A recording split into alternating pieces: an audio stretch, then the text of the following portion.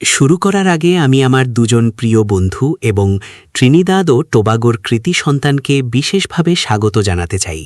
Mister Winston ডুকেরান, যিনি সাবেক পররাষ্ট্রমন্ত্রী, সাবেক ভারপ্রাপ্ত প্রধানমন্ত্রী এবং সেন্ট্রাল ব্যাংকের সাবেক গভর্নর ছিলেন, তিনি আজ আমাদের মাঝে উপস্থিত হয়ে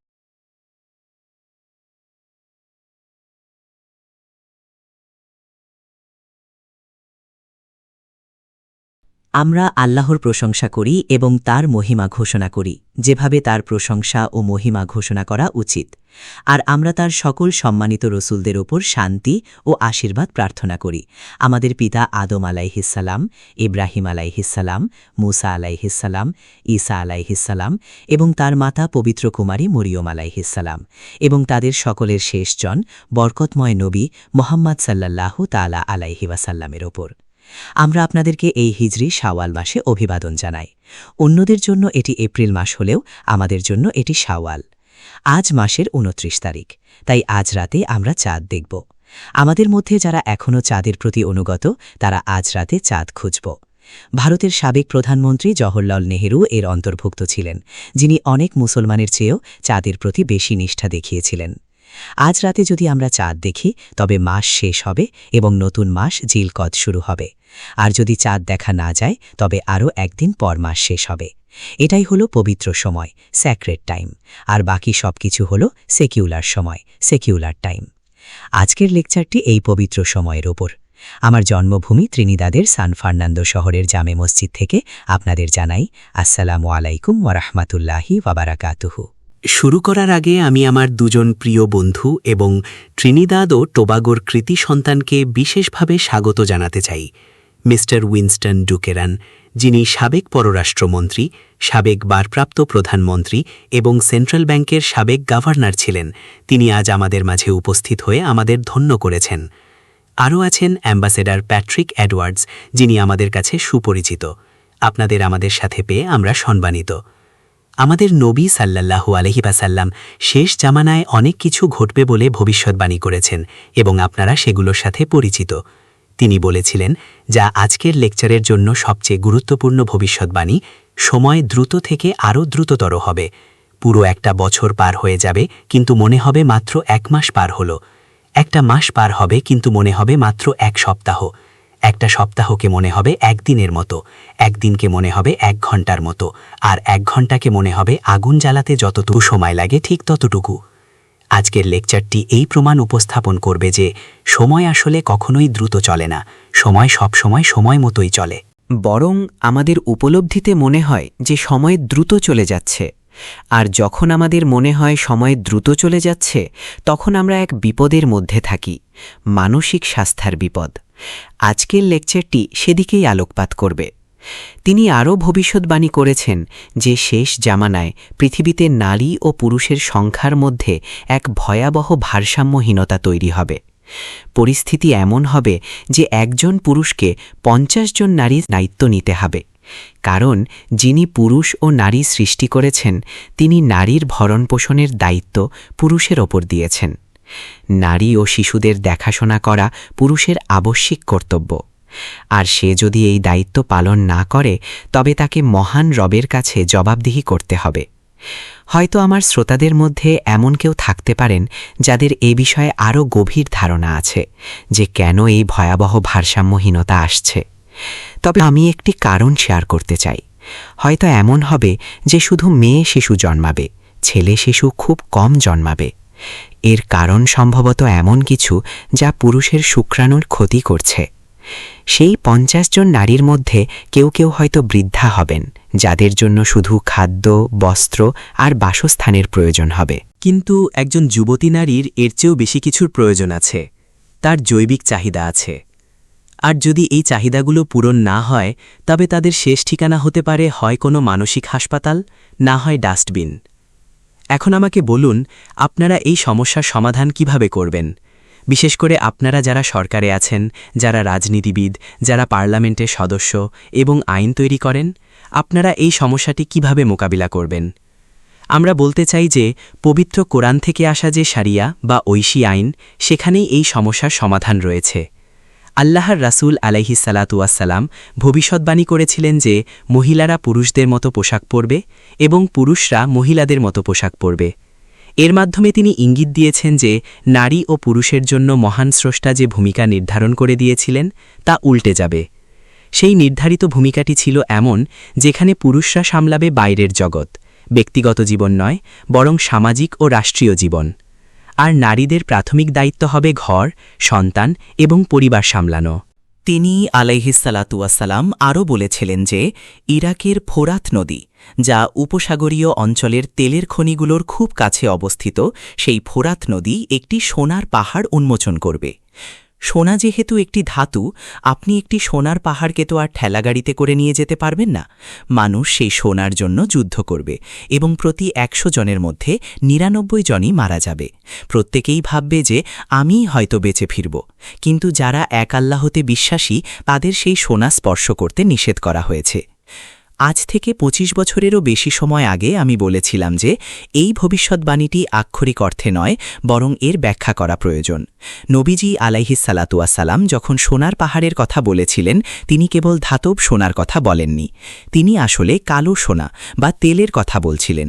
অন্য কথায়, নদীর তলদেশে তেলের যে বিশাল সমুদ্র রয়েছে যা পুরো উপসাগরীয় অঞ্চল জুড়ে বিস্তৃত, তা একদিন সোনার পাহাড়ের মতো কাজ করবে। আর ঠিক সেটিই ঘটেছিল ১৯৭৪ সালে, যখন কিসিঞ্জার সৌদি রাজা ফাইসালকে রাজি করালেন যে তেল কেবল মার্কিন ডলারের বিনিময়ে বিক্রি করা হবে। এর উদ্দেশ্য ছিল ১৯৭১ সাল থেকে সংকটে থাকা মার্কিন ডলারকে রক্ষা করা। আশা করি আমি আপনাদের গুলিয়ে দিচ্ছি না। এভাবেই পেট্রোডলারের জন্ম হল। সেই নদীর নিচের তেলের সমুদ্র স্বর্ণের পাহাড় বা পেট্রোডলার হিসেবে কাজ করতে শুরু করল। আর এই পেট্রোডলার বা ডলারকে টিকিয়ে রাখা তীরের জন্যই সামনে একটি বড় যুদ্ধ হতে যাচ্ছে। বর্তমানে ইরানে যা ঘটছে তা ইঙ্গিত দিচ্ছে যে বিপদ কমছে না, বরং প্রতিনিয়ত বাড়ছে। আমি প্রার্থনা করি যেন এর মধ্যে চীন জড়িয়ে না পড়ে, কারণ তা পারমাণবিক যুদ্ধের দিকে নিয়ে যাবে। ইরানে যা হচ্ছে তা আসলে তেলের দখল নিয়ে যুদ্ধ, যতটা না পারমাণবিক বিষয় নিয়ে, তার চেয়ে বড় কারণ হল তেল। এখন আমাদের নবী আলাইহিসসালাতুয়াসসালামের আরও কিছু ভবিষ্যদ্বাণীর কথা বলি, যার মধ্যে আজকের দিনের জন্য সবচেয়ে গুরুত্বপূর্ণ হল সময় খুব দ্রুত ছুটবে। আর এই সময়ের দ্রুত গতির সাথে মানুষের মানসিক ও শারীরিক স্বাস্থ্যের ওপর মারাত্মক ঝুঁকি তৈরি হবে। এখন প্রশ্ন হল, কেন ইসলামিক স্কলাররা বা আলেম সমাজ এই বিষয়ে কার্যত নিশ্চুপ? আপনাদের ইমাম এবং আমার ছাত্র মাওলানা আতিফ মাজিদ এখানে উপস্থিত আছেন, যিনি আমার মতো একই প্রতিষ্ঠান থেকে পড়াশোনা করেছেন। তিনি একজন ইসলামিক স্কলার হিসেবে আমার কথাগুলো মূল্যায়ন করতে পারবেন। কেন আলেম সমাজ কেবল এখন নয়, অতীতেও এই ভবিষ্যদ্বাণীগুলোর ব্যাপারে নীরব ছিল? কেন তারা মুদ্রা ব্যবস্থা বা টাকার জগতের এই পরিবর্তন বুঝতে পারছে না? আসল টাকা ছিল সোনা ও রূপার মুদ্রা। আমার দাদা দাদি বা আপনাদের পূর্বপুরুষরা এখানে ত্রিনিদাদ ও টোবাগোতে সোনা রূপার মুদ্রা ব্যবহার করতেন। এরপর শুরু হলো আসল টাকা থেকে কাল্পনিক টাকার দিকে যাত্রা। তারা কাগজের টুকরোকে একটি কাল্পনিক মান দিয়ে দিল, যা সেই কাগজের নোট তৈরি কারবারিরা নিজেদের সুবিধামতো নিয়ন্ত্রণ করতে পারে। এটি ছিল ব্রেটন উডস চুক্তি এবং আন্তর্জাতিক মুদ্রা তহবিলের কাজ।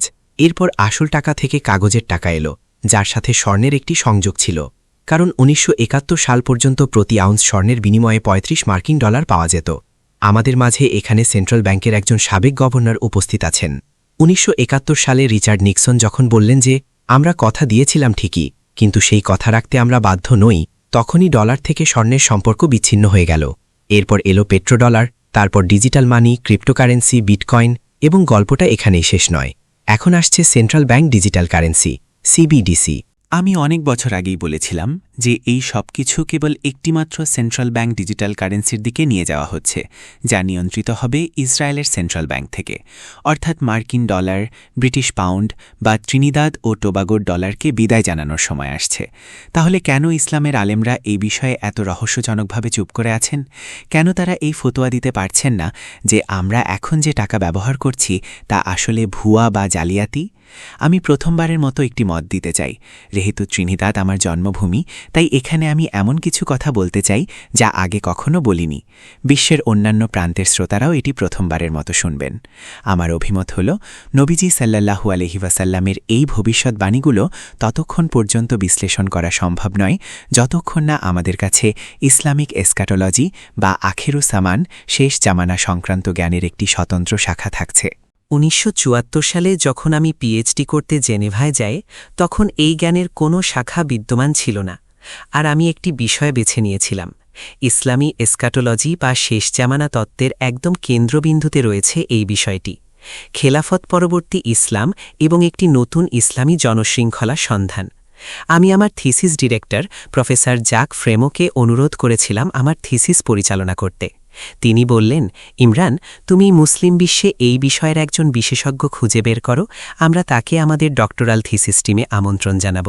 আমি খুঁজতে শুরু করলাম। তখন আমি বেশ অনভিজ্ঞ ছিলাম, আর তখনই বুঝতে পারলাম যে ইসলামী এসকাটোলজিতে আসলে কোনো বিশেষজ্ঞই নেই, কারণ ইসলামী এসকাটোলজি তখন পর্যন্ত জ্ঞানের কোনো স্বতন্ত্র শাখা হিসেবে গড়ে ওঠেনি। খ্রিস্টানদের এই বিদ্যা ছিল, ইহুদিদেরও ছিল, কিন্তু আমাদের ছিল না, কারণ আমরা এই ভবিষ্যৎবাণীগুলোকে কেবল হাদিস শাস্ত্রের অংশ হিসেবে পড়তাম। ব্যাস ওইটুকুই। কিন্তু আমাদের দরকার ছিল বিষয়টিকে প্রথমে কোরআন থেকে বোঝা, তারপর হাদিস থেকে, এবং এরপর রাজনৈতিক ও অর্থনৈতিক ইতিহাসের প্রেক্ষাপটে বিশ্লেষণ করা। এর আগে কেউ তা করেনি। তাই আমার প্রথম বই জেরুসালেম ইন দ্য কোরআন লেখার আগে আমাকে দীর্ঘ ২৭ বছর এই এসকাটোলজি শাস্ত্রের ভিত্তি স্থাপনে ব্যয় করতে হয়েছে। এটি যেহেতু একটি নতুন ও স্বতন্ত্র জ্ঞান শাখা, তাই এটি একটি সমন্বিত জ্ঞান। কোরআন অধ্যয়নের সঠিক পদ্ধতি বা মেথোডোলজি ছাড়া আপনি ইসলামী এসকাটোলজি বুঝতে পারবেন না। দ্বিতীয়ত, আপনি ততক্ষণ পর্যন্ত এটি পড়তে পারবেন না যতক্ষণ না আপনি কোরআনের মানদণ্ডে হাদিস ও তাফসিরকে বিচার করতে শিখছেন, এবং সেই সব জাল হাদিস ও বানোয়ার তাফসিরগুলো চিহ্নিত করতে পারছেন যেগুলো এই বিষয়টি বোঝার পথে বাধা হয়ে দাঁড়িয়ে আছে। তো এই বিড়ালের গলায় ঘণ্টা বাঁধবে কে?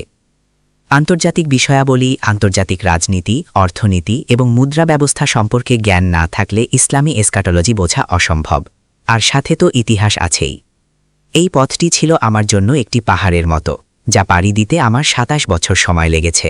এরপরই আমি এই শাস্ত্রে পথপ্রদর্শক হবার সুযোগ পেয়েছি, আর ঠিক এই কারণেই এটি বর্তমান যুগের আলেমদের কাছে একদমই নতুন জ্ঞান, যা তাদের মধ্যে বিভ্রান্তি তৈরি করছে। তারা বুঝতে পারছেন না কিভাবে এর মোকাবেলা করবেন, তাই তারা আজ সারা বিশ্বে আমার জন্য মসজিদের দরজা বন্ধ করে দিচ্ছেন। এমনকি আমাকে অনেক দেশে ভিসাও দেওয়া হচ্ছে না। সম্প্রতি আমাকে অ্যালবেনিয়ায় প্রবেশের অনুমতি দেওয়া হয়নি, সারা রাত এয়ারপোর্টের ডিপার্চার লাউঞ্জে কাটাতে হয়েছে। পরদিন সকালে তারা আমাকে বেলগ্রেডে ফেরত পাঠিয়ে দেয়। হ্যাঁ, আমাকে মরক্কোতেও ঢুকতে দেওয়া হয়নি। তারা মসজিদের দরজা আমার জন্য বন্ধ করে দিচ্ছে, কারণ এই জ্ঞানটি তাদের কাছে নতুন এবং তারা বিভ্রান্ত। তাই আমি এখানে ত্রিনিদাদের এবং সারা বিশ্বের শ্রোতাদের অনুরোধ করব, আপনারা এই নতুন জ্ঞানটি গভীরভাবে অধ্যয়ন করুন এবং নিজের স্বাধীন বিচারবুদ্ধি দিয়ে এর সত্যতা যাচাই করুন। এখন মূল বিষয়ে ফিরে আসা যাক। 1964 সালে যখন আমি পাকিস্তানে মাওলানা ফজলির রহমান আনসারি রাহিমাহুল্লার কাছে পড়তে গেলাম, আমি তখন বুঝতাম না কেন এই মানুষটি সময় বা টাইম নিয়ে পড়াতে এত বেশি সময় দিচ্ছেন। তিনি আমাদের অ্যাবসলিউট টাইম বা পরম সময় নিয়ে বলতেন। আমাদের নবীজি সাল্লাল্লাহু আলাইহি ওয়াসাল্লাম বলেছেন যে মহান আল্লাহ যেমন সত্য, ঠিক তেমনি তিনি সময়। আরবরা আগে কোনো দুর্ভাগ্যের জন্য সময়কে দোষারোপ করত বা গালি দিত। তখন আল্লাহ বললেন, এমন করো না, কারণ আমি সময়। মাওলানা এটিকে অ্যাবসলিউট টাইম হিসেবে ব্যাখ্যা করেছেন। এরপর তিনি কসমিক টাইম বা মহাজাগতিক সময় নিয়ে কথা বলতেন। আল্লাহ তাআলা ৬ দিনে আসমান ও জমিন সৃষ্টি করেছেন। এ কথা বাইবেলেও আছে, কোরআনেও আছে। সৃষ্টির সেই ৬ দিন হল মহাজাগতিক সময়। এরপর মাওলানা আমাদের সিরিয়াল টাইম বা ধারাবাহিক সময় নিয়ে পড়াতেন। পরে আমি কোরআন থেকে বুঝতে পেরেছি কেন সেই অল্প বয়সে বিষয়টি বোঝা আমার জন্য এত কঠিন ছিল। কোরআনের সূরা তহাতে আল্লাহ তাআলা নবীজি সাল্লাল্লাহু আলাইহি ওয়াসাল্লামকে বলছেন, আউযু বিল্লাহি মিনাশ শাইতানির রাজীম, ফাতাআলাল্লাহুল মালিকুল হক, ওয়ালা তা'জাল বিল কুরআনি মিন ক্বাবলি আন ইউকদা ইলাইকা ওয়াহয়ুহু, ওয়াকুল রব্বি জিদনি ইলমা। অর্থাৎ, আল্লাহ সুমহান, প্রকৃত মালিক, চিরসত্য। আপনার প্রতি আল্লাহর ওহী সম্পূর্ণ হওয়ার আগে আপনি কোরআন পাঠে তাড়াহুড়া করবেন না, এবং বলুন, হে আমার পালনকর্তা, আমার জ্ঞান বৃদ্ধি করে দিন। এই আয়াতটি সূরা তোহার। আমরা আজকে যে বিষয় নিয়ে আলোচনা করছি, আল্লাহ এখানে সেই বিষয়ের কথাই বলছেন। আর এটি এতই জটিল বিষয় যে তিনি স্বয়ং নবীজিকে বলছেন, আপনিও আল্লাহর কাছে এই বিষয়ে আরও জ্ঞানের জন্য প্রার্থনা করুন। আমি সেই জ্ঞানের জন্য দোয়া করেছি আর আল্লাহ আমাকে সাহায্য করেছেন। ফলে আমি আমার নতুন বইটি লিখতে সক্ষম হয়েছি, যার কাজ আমরা মাত্রই ত্রিনিদাদে শেষ করলাম। দাজ্জালস ফুটপ্রিন্টস ইন টাইম, সময়ের পাতায় দাজ্জালের পদচিহ্ন, প্রায় 400 পৃষ্ঠার বই। আমি এখন ব্রিটেনের কেমব্রিজ ইউনিভার্সিটির একজন স্কলারের লেখা ভূমিকা বা ফরওয়ার্ডের জন্য অপেক্ষা করছি। সেটি পেলেই আমরা ছাপাতে যাব। এই বিষয়টি এতটাই গভীর যে আল্লাহ রাসূল সাল্লাল্লাহু আলাইহি ওয়াসাল্লামকে বলেছিলেন প্রার্থনা করতে, রব্বি জিদনি ইলমান, হে আমার রব, আমার জ্ঞান বাড়িয়ে দিন। তো সময় সম্পর্কে কোরআন কি বলে জানিয়ে মাওলানা এত কথা বলতেন।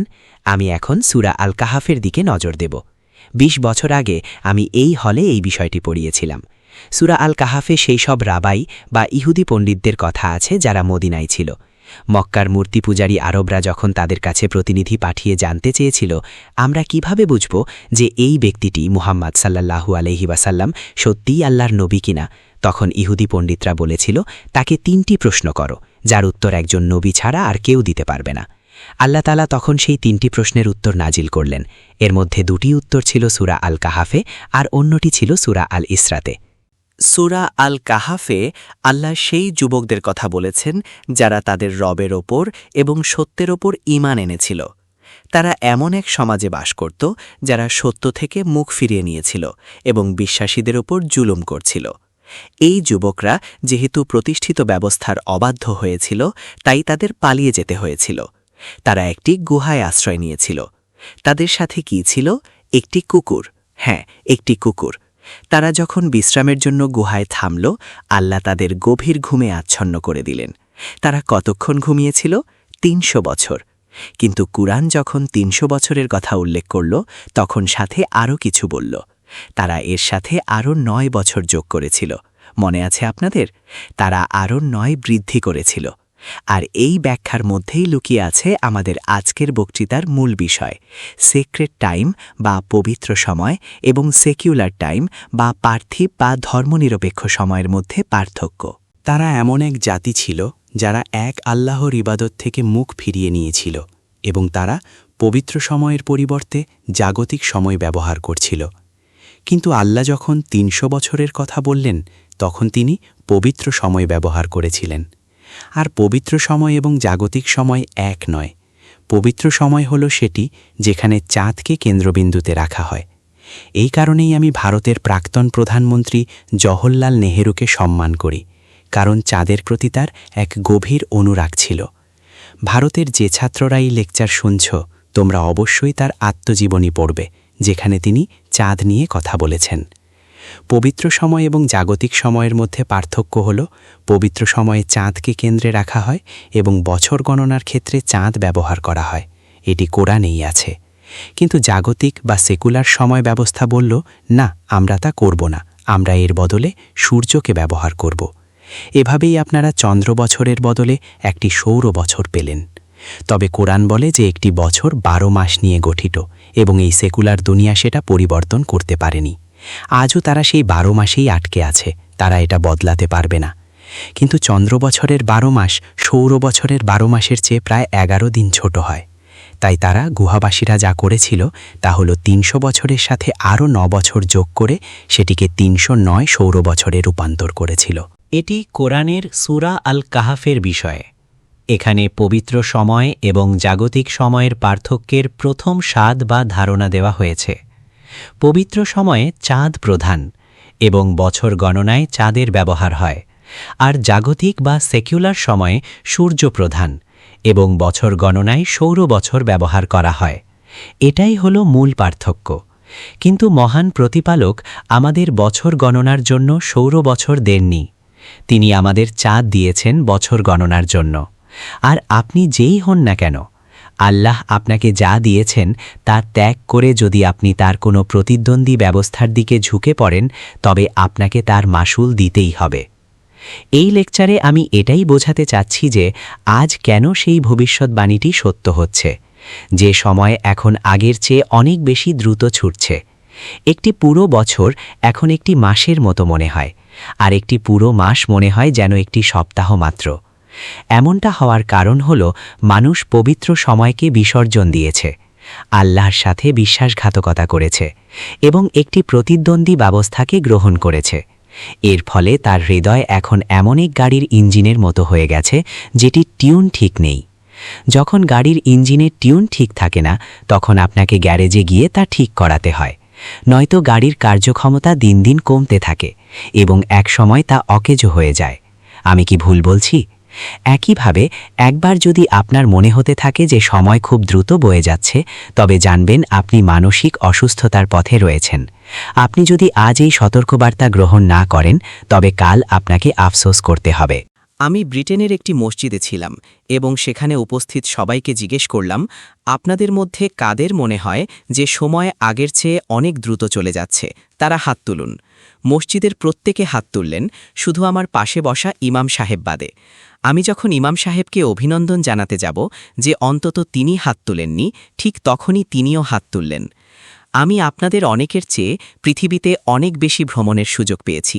সারা বিশ্বে আমার অভিজ্ঞতা থেকে বলতে পারি, বর্তমানে বিশাল সংখ্যক মানুষ, বিশেষ করে তরুণ প্রজন্ম এবং যারা শহরে বাস করে, তারা অনুভব করে যে সময় খুব দ্রুত ছুটছে এবং এই সংখ্যা দিন দিন বাড়ছে।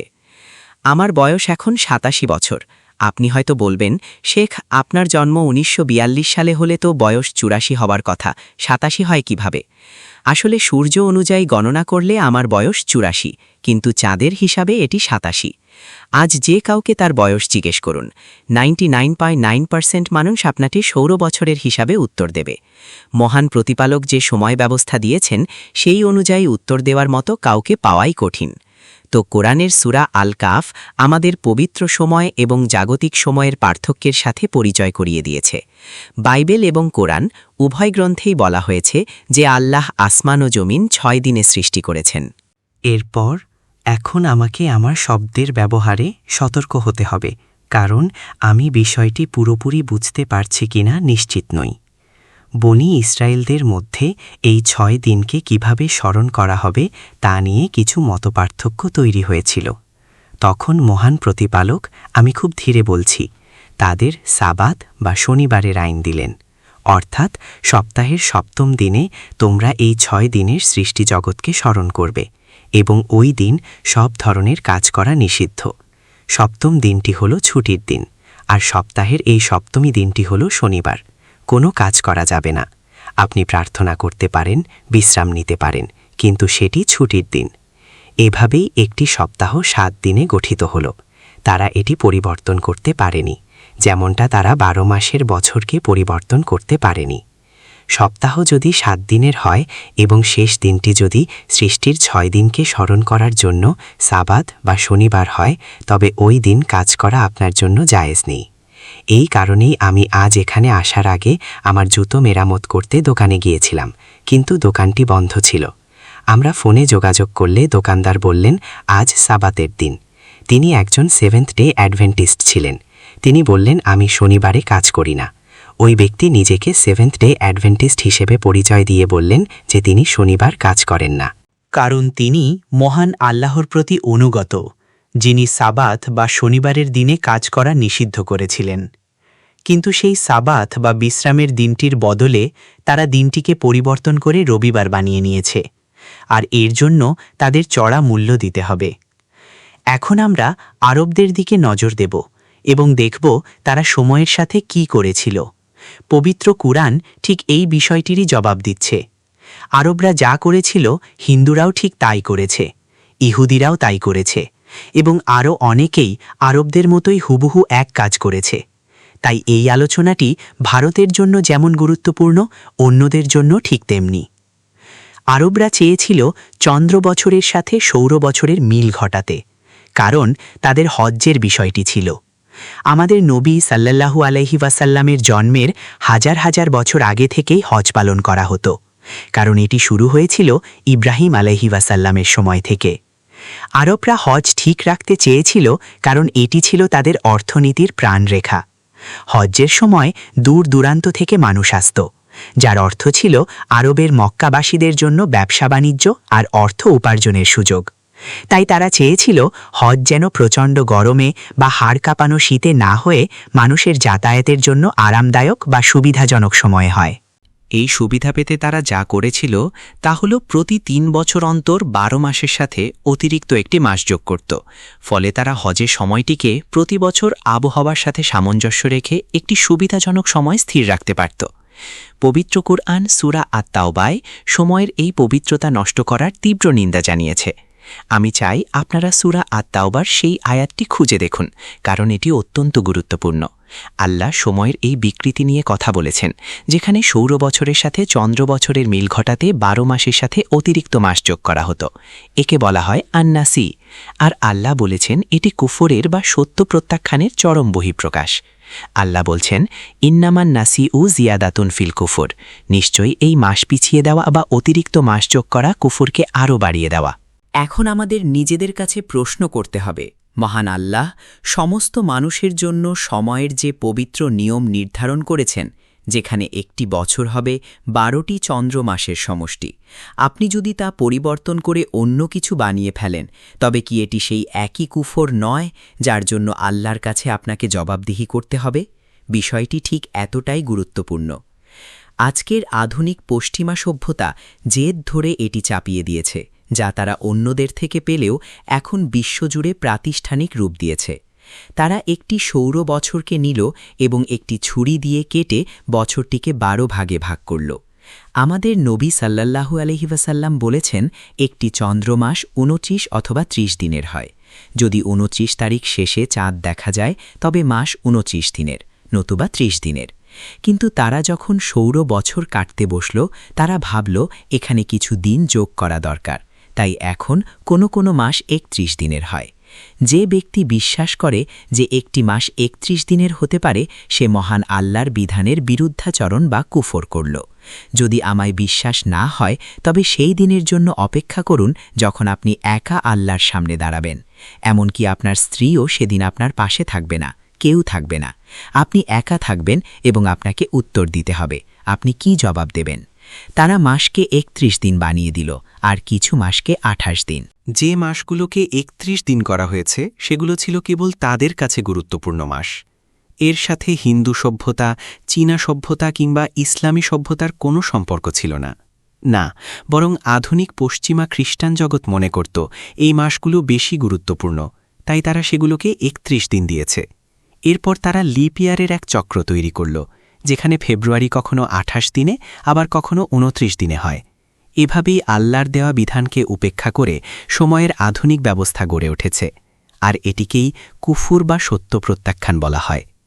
তারা শুধু বছর বা মাসের সংজ্ঞাই বিকৃত করেনি, এখন মাসের সাথে চাঁদের কোনো সম্পর্কই নেই। জানুয়ারির সাথে কি চাঁদের কোনো সম্পর্ক আছে? ফেব্রুয়ারির সাথে কি আছে? না, বর্তমানে বিশ্বজুড়ে প্রচলিত কোনো মাসের সাথেই চাঁদের কোনো সম্পর্ক নেই।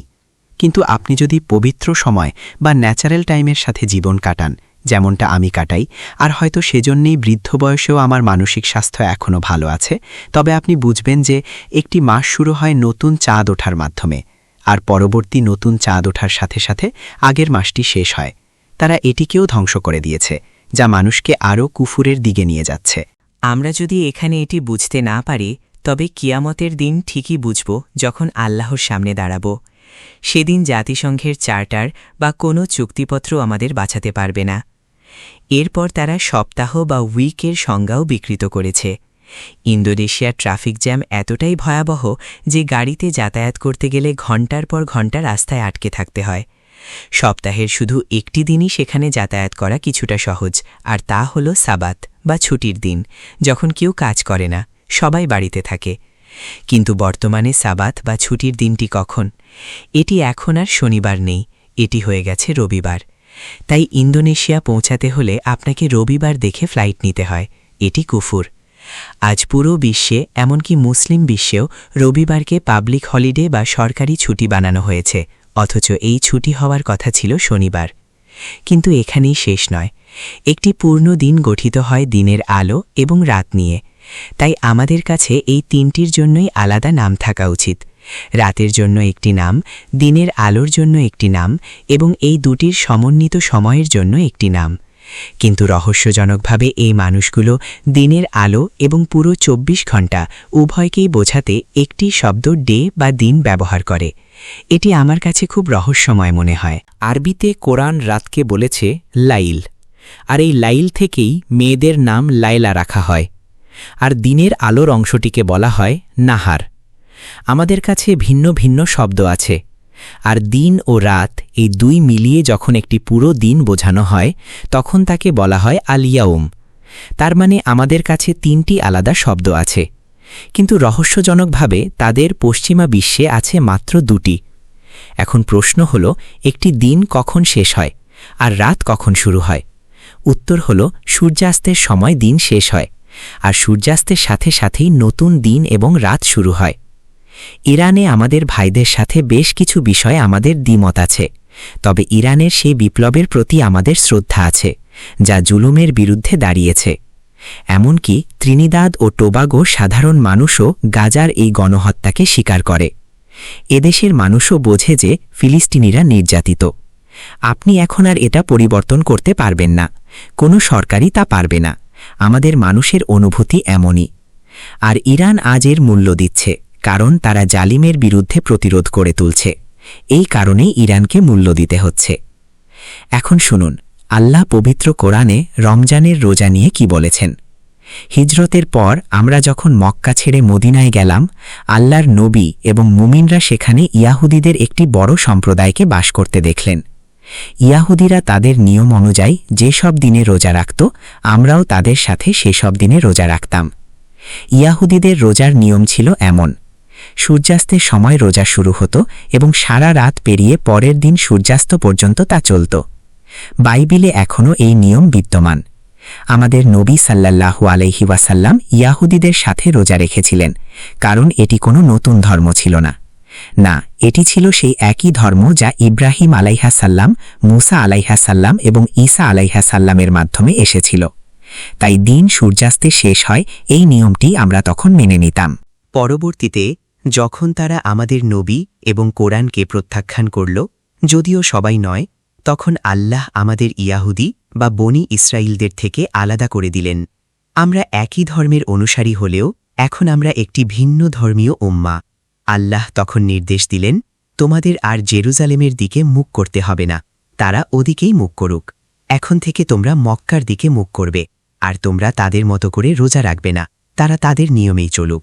কিন্তু তোমাদের এখন অন্যভাবে রোজা রাখতে হবে। এখন আমাদের রোজার বিধান হল, আমরা রোজা শুরু করব ফজর বা উষা লগ্নে, সূর্যাস্তে নয়। অর্থাৎ রাতে আপনি পানাহার করতে পারবেন, তবে সারা রাত নয়। এরপর কোরআন বলছে, তোমাদের রাত পর্যন্ত রোজা পূর্ণ করতে হবে। সারা বিশ্বের শিয়া সম্প্রদায় এর অর্থ এমনভাবে বুঝেছে যে আলো পুরোপুরি চলে গিয়ে অন্ধকার না আসা পর্যন্ত রোজা খোলা যাবে না। ত্রিনিদাদের শিয়ারাও তাই মনে করে, আর এটি করতে গিয়ে তারা কোরআন থেকে বিচ্যুত হয়েছে। কারণ কোরআন আমাদের শিখিয়েছে যে গোধূলি শেষ হলে দিন শেষ হয় না, বরং সূর্যাস্তেই দিন শেষ হয় এবং নতুন দিন শুরু হয়। গত বছর অর্থাৎ ২০২৪ সালের ডিসেম্বরে আমি ৩১শে ডিসেম্বর কুয়ালালামপুর থেকে কেপটাউনে গিয়েছিলাম। পৌঁছাতে পৌঁছাতে বিকেল ৫টা বেজে গেল। আমি খুব ক্লান্ত ছিলাম। ওই রাতে ঘুমানোর পর হঠাৎ গুলির শব্দে আমার ঘুম ভেঙে গেল। আমি ভাবলাম, প্যাট্রিক, এ তো মনে হয় বিপ্লব শুরু হয়ে গেছে, চারদিকে গুলির শব্দ, আমি তো মহাবিপদে। তখন আমাকে বলা হলো, না ইমরান, এগুলো গুলির শব্দ নয়, এগুলো মাঝরাতে নতুন বছর উদযাপনের শব্দ। মাঝরাত? হ্যাঁ ইমরান, আপনি কি জানতেন না? তারা আসলে মহান আল্লাহকে বলছে যে তুমি ভুল। তারা যেন বলছে দিন সূর্যাস্তে শেষ হয় না, দিন শেষ হয় মাঝরাতে। আর এভাবেই আমরা একটার পর একটা কুফরের দেখা পাচ্ছি। কুফর মানে হল স্রষ্টাকে অস্বীকার করা বা অবমাননা। কুরআনে ইসলাম কাফেরদের সম্পর্কে বলেছেন যে যে ব্যক্তি আল্লাহর বিরুদ্ধে কুফুরি করে এবং ক্রমাগত তা করে যায়, তার জন্য জান্নাত হারাম।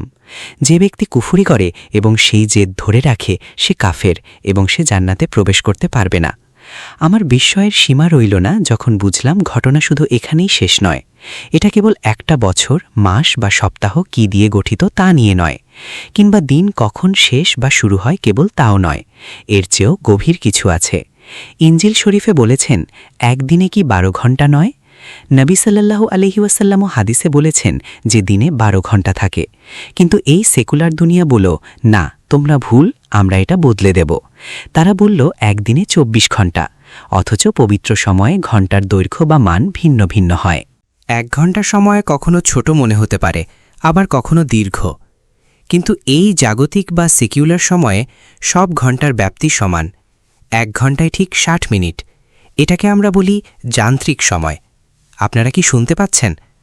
আমরা কথা বলছি একটি পবিত্র বিষয় নিয়ে, পবিত্র সময়। এমন কিছু যা আত্মস্থ করতে হয়, যা হৃদয়কে স্পর্শ করে, যা সঠিকভাবে চিন্তা করার জন্য আপনার জীবনের সাথে মিশে থাকতে হয়। আর এখন তারা সেই পবিত্র সময়কে সরিয়ে যান্ত্রিক সময় দিয়ে প্রতিস্থাপন করছে। এই যান্ত্রিক সময় অনুযায়ী দিনে 24 ঘণ্টা, প্রতি ঘণ্টায় 60 মিনিট এবং প্রতি মিনিটে 60 সেকেন্ড। আমি জানি না এই যান্ত্রিক সময়কে আমাদের উপর চাপিয়ে দেওয়ার জন্য তারা আরও কত কিছু করবে। আমি আপনাদের সতর্ক করছি, আমরা যদি পবিত্র সময়ের বোধ হারিয়ে এই যান্ত্রিক সময় নিয়ে পড়ে থাকি, তবে আমাদের বড় ধরনের মানসিক মূল্য দিতে হবে। আমাদের চারপাশে পাকিয়ে দেখুন, মানুষ তাদের স্মৃতিশক্তি হারিয়ে ফেলছে। আমি এই মসজিদে বসে কারো নাম ধরে বলতে চাই না, তবে মানুষের স্মরণশক্তি দিন দিন কমে যাচ্ছে। আপনারা ভেবে বসবেন না যে এই রোগ থেকে আপনারা মুক্ত। আর যখন আপনার স্মৃতিশক্তি লোপ পেতে শুরু করবে, কোনো ওষুধ আপনাকে সাহায্য করতে পারবে না। চাঁদ ওঠার মাধ্যমে মাস শুরু হয় এবং পরের নতুন চাঁদ ওঠার মাধ্যমে মাসের সমাপ্তি ও নতুন মাসের সূচনা হয়। তাহলে কেন ত্রিনিদাদের মতো জায়গায়ও মানুষ ভিন্ন ভিন্ন দিনে ঈদ পালন করে? আমি সরকারি ঈদের কথা বলছি না, কারণ আমার মনে হয় সরকার অনেক বছর আগে থেকেই ঈদের ছুটি এবং দেওয়ালির ছুটি ঘোষণা করে একটা ভুল করেছে। আমার মাথায় ঢোকে না যে একজন হিন্দু, খ্রিস্টান বা ইহুদি কিভাবে ঈদ পালন করতে পারে যখন সে পুরো রমজান রোজা রাখেনি। এটা আমার কাছে যুক্তিহীন মনে হয়। বরং হওয়া উচিত ছিল মুসলমানদের ঈদের দিনে ছুটি দেওয়া আর হিন্দুদের দেওয়ালির দিনে ছুটি দেওয়া। যাই হোক, কেন মুসলমানরা আলাদা আলাদা দিনে ঈদ পালন করে? উত্তর হলো কোরআন ও সুন্নাহ থেকে বিচ্যুতি। কোরআন আমাদের বলে যে যখন চাঁদের জন্ম হয়, সেই সরু এক ফালি চাঁদকে বলা হয় আল হেলাল। আর এই হেলাল বা নতুন চাঁদ সময় গণনা এবং হজের দিন নির্ধারণের জন্য ব্যবহার করতে হবে। বাদা আউযু বিল্লাহি মিনাশ শাইতানির রাজিম। ইয়াসআলুনাকা আনিল আহিল্লাতি কুল হিয়া মাওয়াকিতু লিন-নাসি ওয়াল হজ্জ। অর্থাৎ এই নতুন চাঁদ অবশ্যই সময় পরিমাপ এবং হজের সময় নির্ধারণের জন্য ব্যবহার করতে হবে। আর আমাদের নবী সাল্লাল্লাহু আলাইহি ওয়াসাল্লাম বলেছেন, তোমরা চাঁদ দেখে রমজান শুরু করো এবং চাঁদ দেখেই রোজা ভেঙে ঈদ পালন করো। তার শব্দগুলো ছিল সুমু লিরুইয়াতিহি ওয়া আফতিরু লিরুইয়াতিহি। কিন্তু চাঁদ তো সবাই একই সময় দেখতে পায় না। না, তা সম্ভব নয়। কখনো কখনো আমরা যখন ত্রিনিদাদ বা বার্বাডোসে চাঁদ খুঁজি তখন দেখতে পাই না, কিন্তু লস অ্যাঞ্জেলেসে তারা দেখতে পায়, কারণ পৃথিবী গোলাকার এবং এটি ঘূর্ণমান। চাঁদ যখন তাদের কাছে পৌঁছায় তখন এর বয়স কিছুটা বেড়ে যায়, তাই আমাদের সবার পক্ষে একই দিনে ঈদ করা সম্ভব নয়। তবে গুরুত্বপূর্ণ বিষয় হল আমাদের নিজেদের চোখে চাঁদ খুঁজতে হবে এবং আমরা ভৌগোলিকভাবে যেখানে বাস করি সেখানেই চাঁদ দেখতে হবে। আপনি যদি নিজে চাঁদ দেখতে না পান, তবে খবর নিতে হবে যে অন্য কেউ দেখেছে কিনা। আমি যখন এখানে ত্রিনিদাদে থাকি তখন আমার ছাত্র বা পরিচিতদের সাথে যোগাযোগ করি। তারা আমাকে জানায় শেখ চাঁদ দেখা গেছে অথবা দেখা যায়নি। কিন্তু এখন প্রশ্ন ওঠে, চাঁদ দেখার ক্ষেত্রে ভৌগোলিক সীমারেখা কতটুকু হবে? কেউ এই প্রশ্নের উত্তর দেয়নি। এই উত্তর আসা এখনও বাকি। বাজারের পণ্যের দাম যেমন সরকার নির্ধারণ করে দেয় না, বরং বাজারই তা ঠিক করে, তেমনি আমি বলি মানুষকেই ঠিক করতে দিন যে তাদের ভৌগোলিক অঞ্চল কতটুকু বিস্তৃত হবে। আমি এটা তাদের ওপরই ছেড়ে দিই। কিন্তু সৌদি আরব বলেছে যে গর্ভধারণের চিকিৎসাগত প্রমাণ পাওয়া মাত্রই একটি শিশু জন্মেছে বলে গণ্য হবে। আপনারা কি এটি জানতেন? তাদের মতে শিশুর জন্মের জন্য প্রসব বেদনা ওঠা পর্যন্ত অপেক্ষা করার দরকার নেই, নাড়ি কাটার দরকার নেই, এমনকি শিশুকে কোলে নেওয়ারও প্রয়োজন নেই। না, সৌদি সংস্করণে তা নয়। তাদের মতে গর্ভধারণের বৈজ্ঞানিক প্রমাণ থাকলেই শিশু জন্মেছে। একইভাবে সৌদিরা বলে যে চাঁদের জন্মের গাণিতিক বা বৈজ্ঞানিক প্রমাণ থাকলেই মাস শুরু হয়ে যাবে। আপনার খালি চোখে চাঁদ দেখার আর প্রয়োজন নেই। আর এখানেই সমস্যা। কিছু মানুষ লন্ডনে বাস করে, কিন্তু তাদের চাঁদ ওঠে সৌদি আরবে। অনেকে এখানে ত্রিনিদাদে থাকে, অথচ তাদের চাঁদ ওঠে সৌদি আরবে। যারা কোরআন এবং রাসূল সাল্লাল্লাহু আলাইহি সাল্লামের নির্দেশনার সাথে এমন আচরণ করেছে, তাদের জন্য আমি আর কি করতে পারি?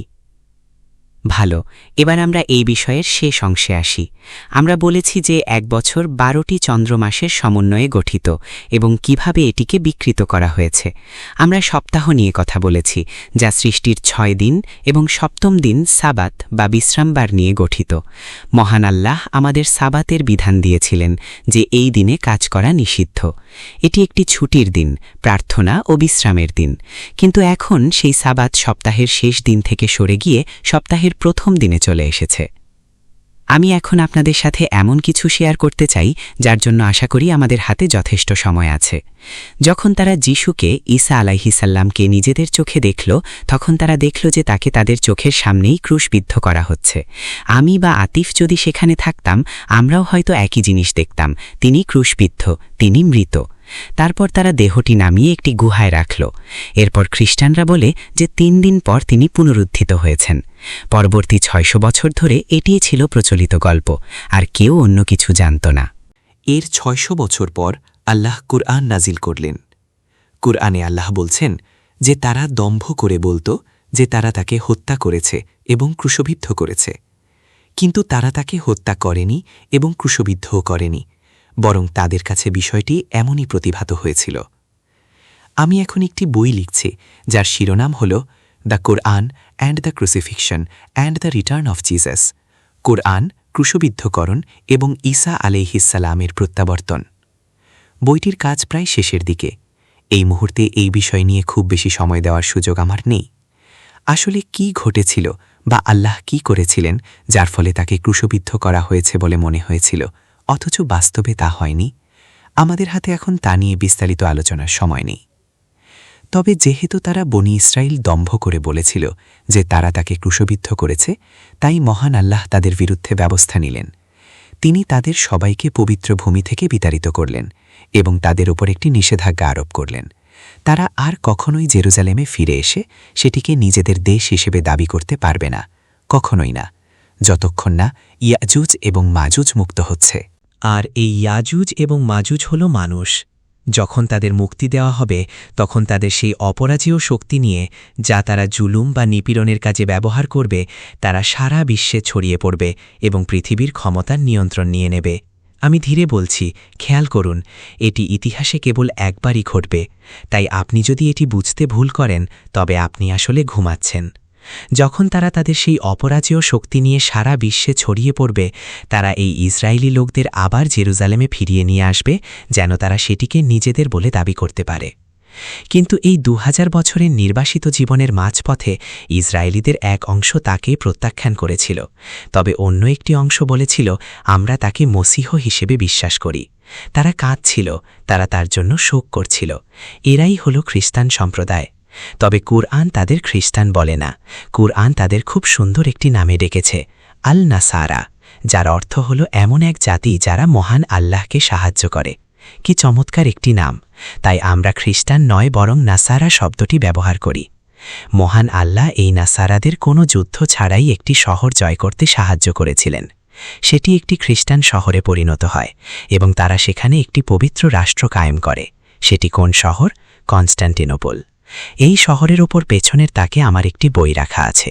কিন্তু এরপর ইসরায়েলি বিশ্বের সেই অংশটি, যারা এখন নাসারা এবং ঈসা আলাইহিসাল্লামকে মাসিহ হিসেবে বিশ্বাস করে, তারা আইনের অবজ্ঞা করে শনিবার দিনে মাছ ধরতে গেল।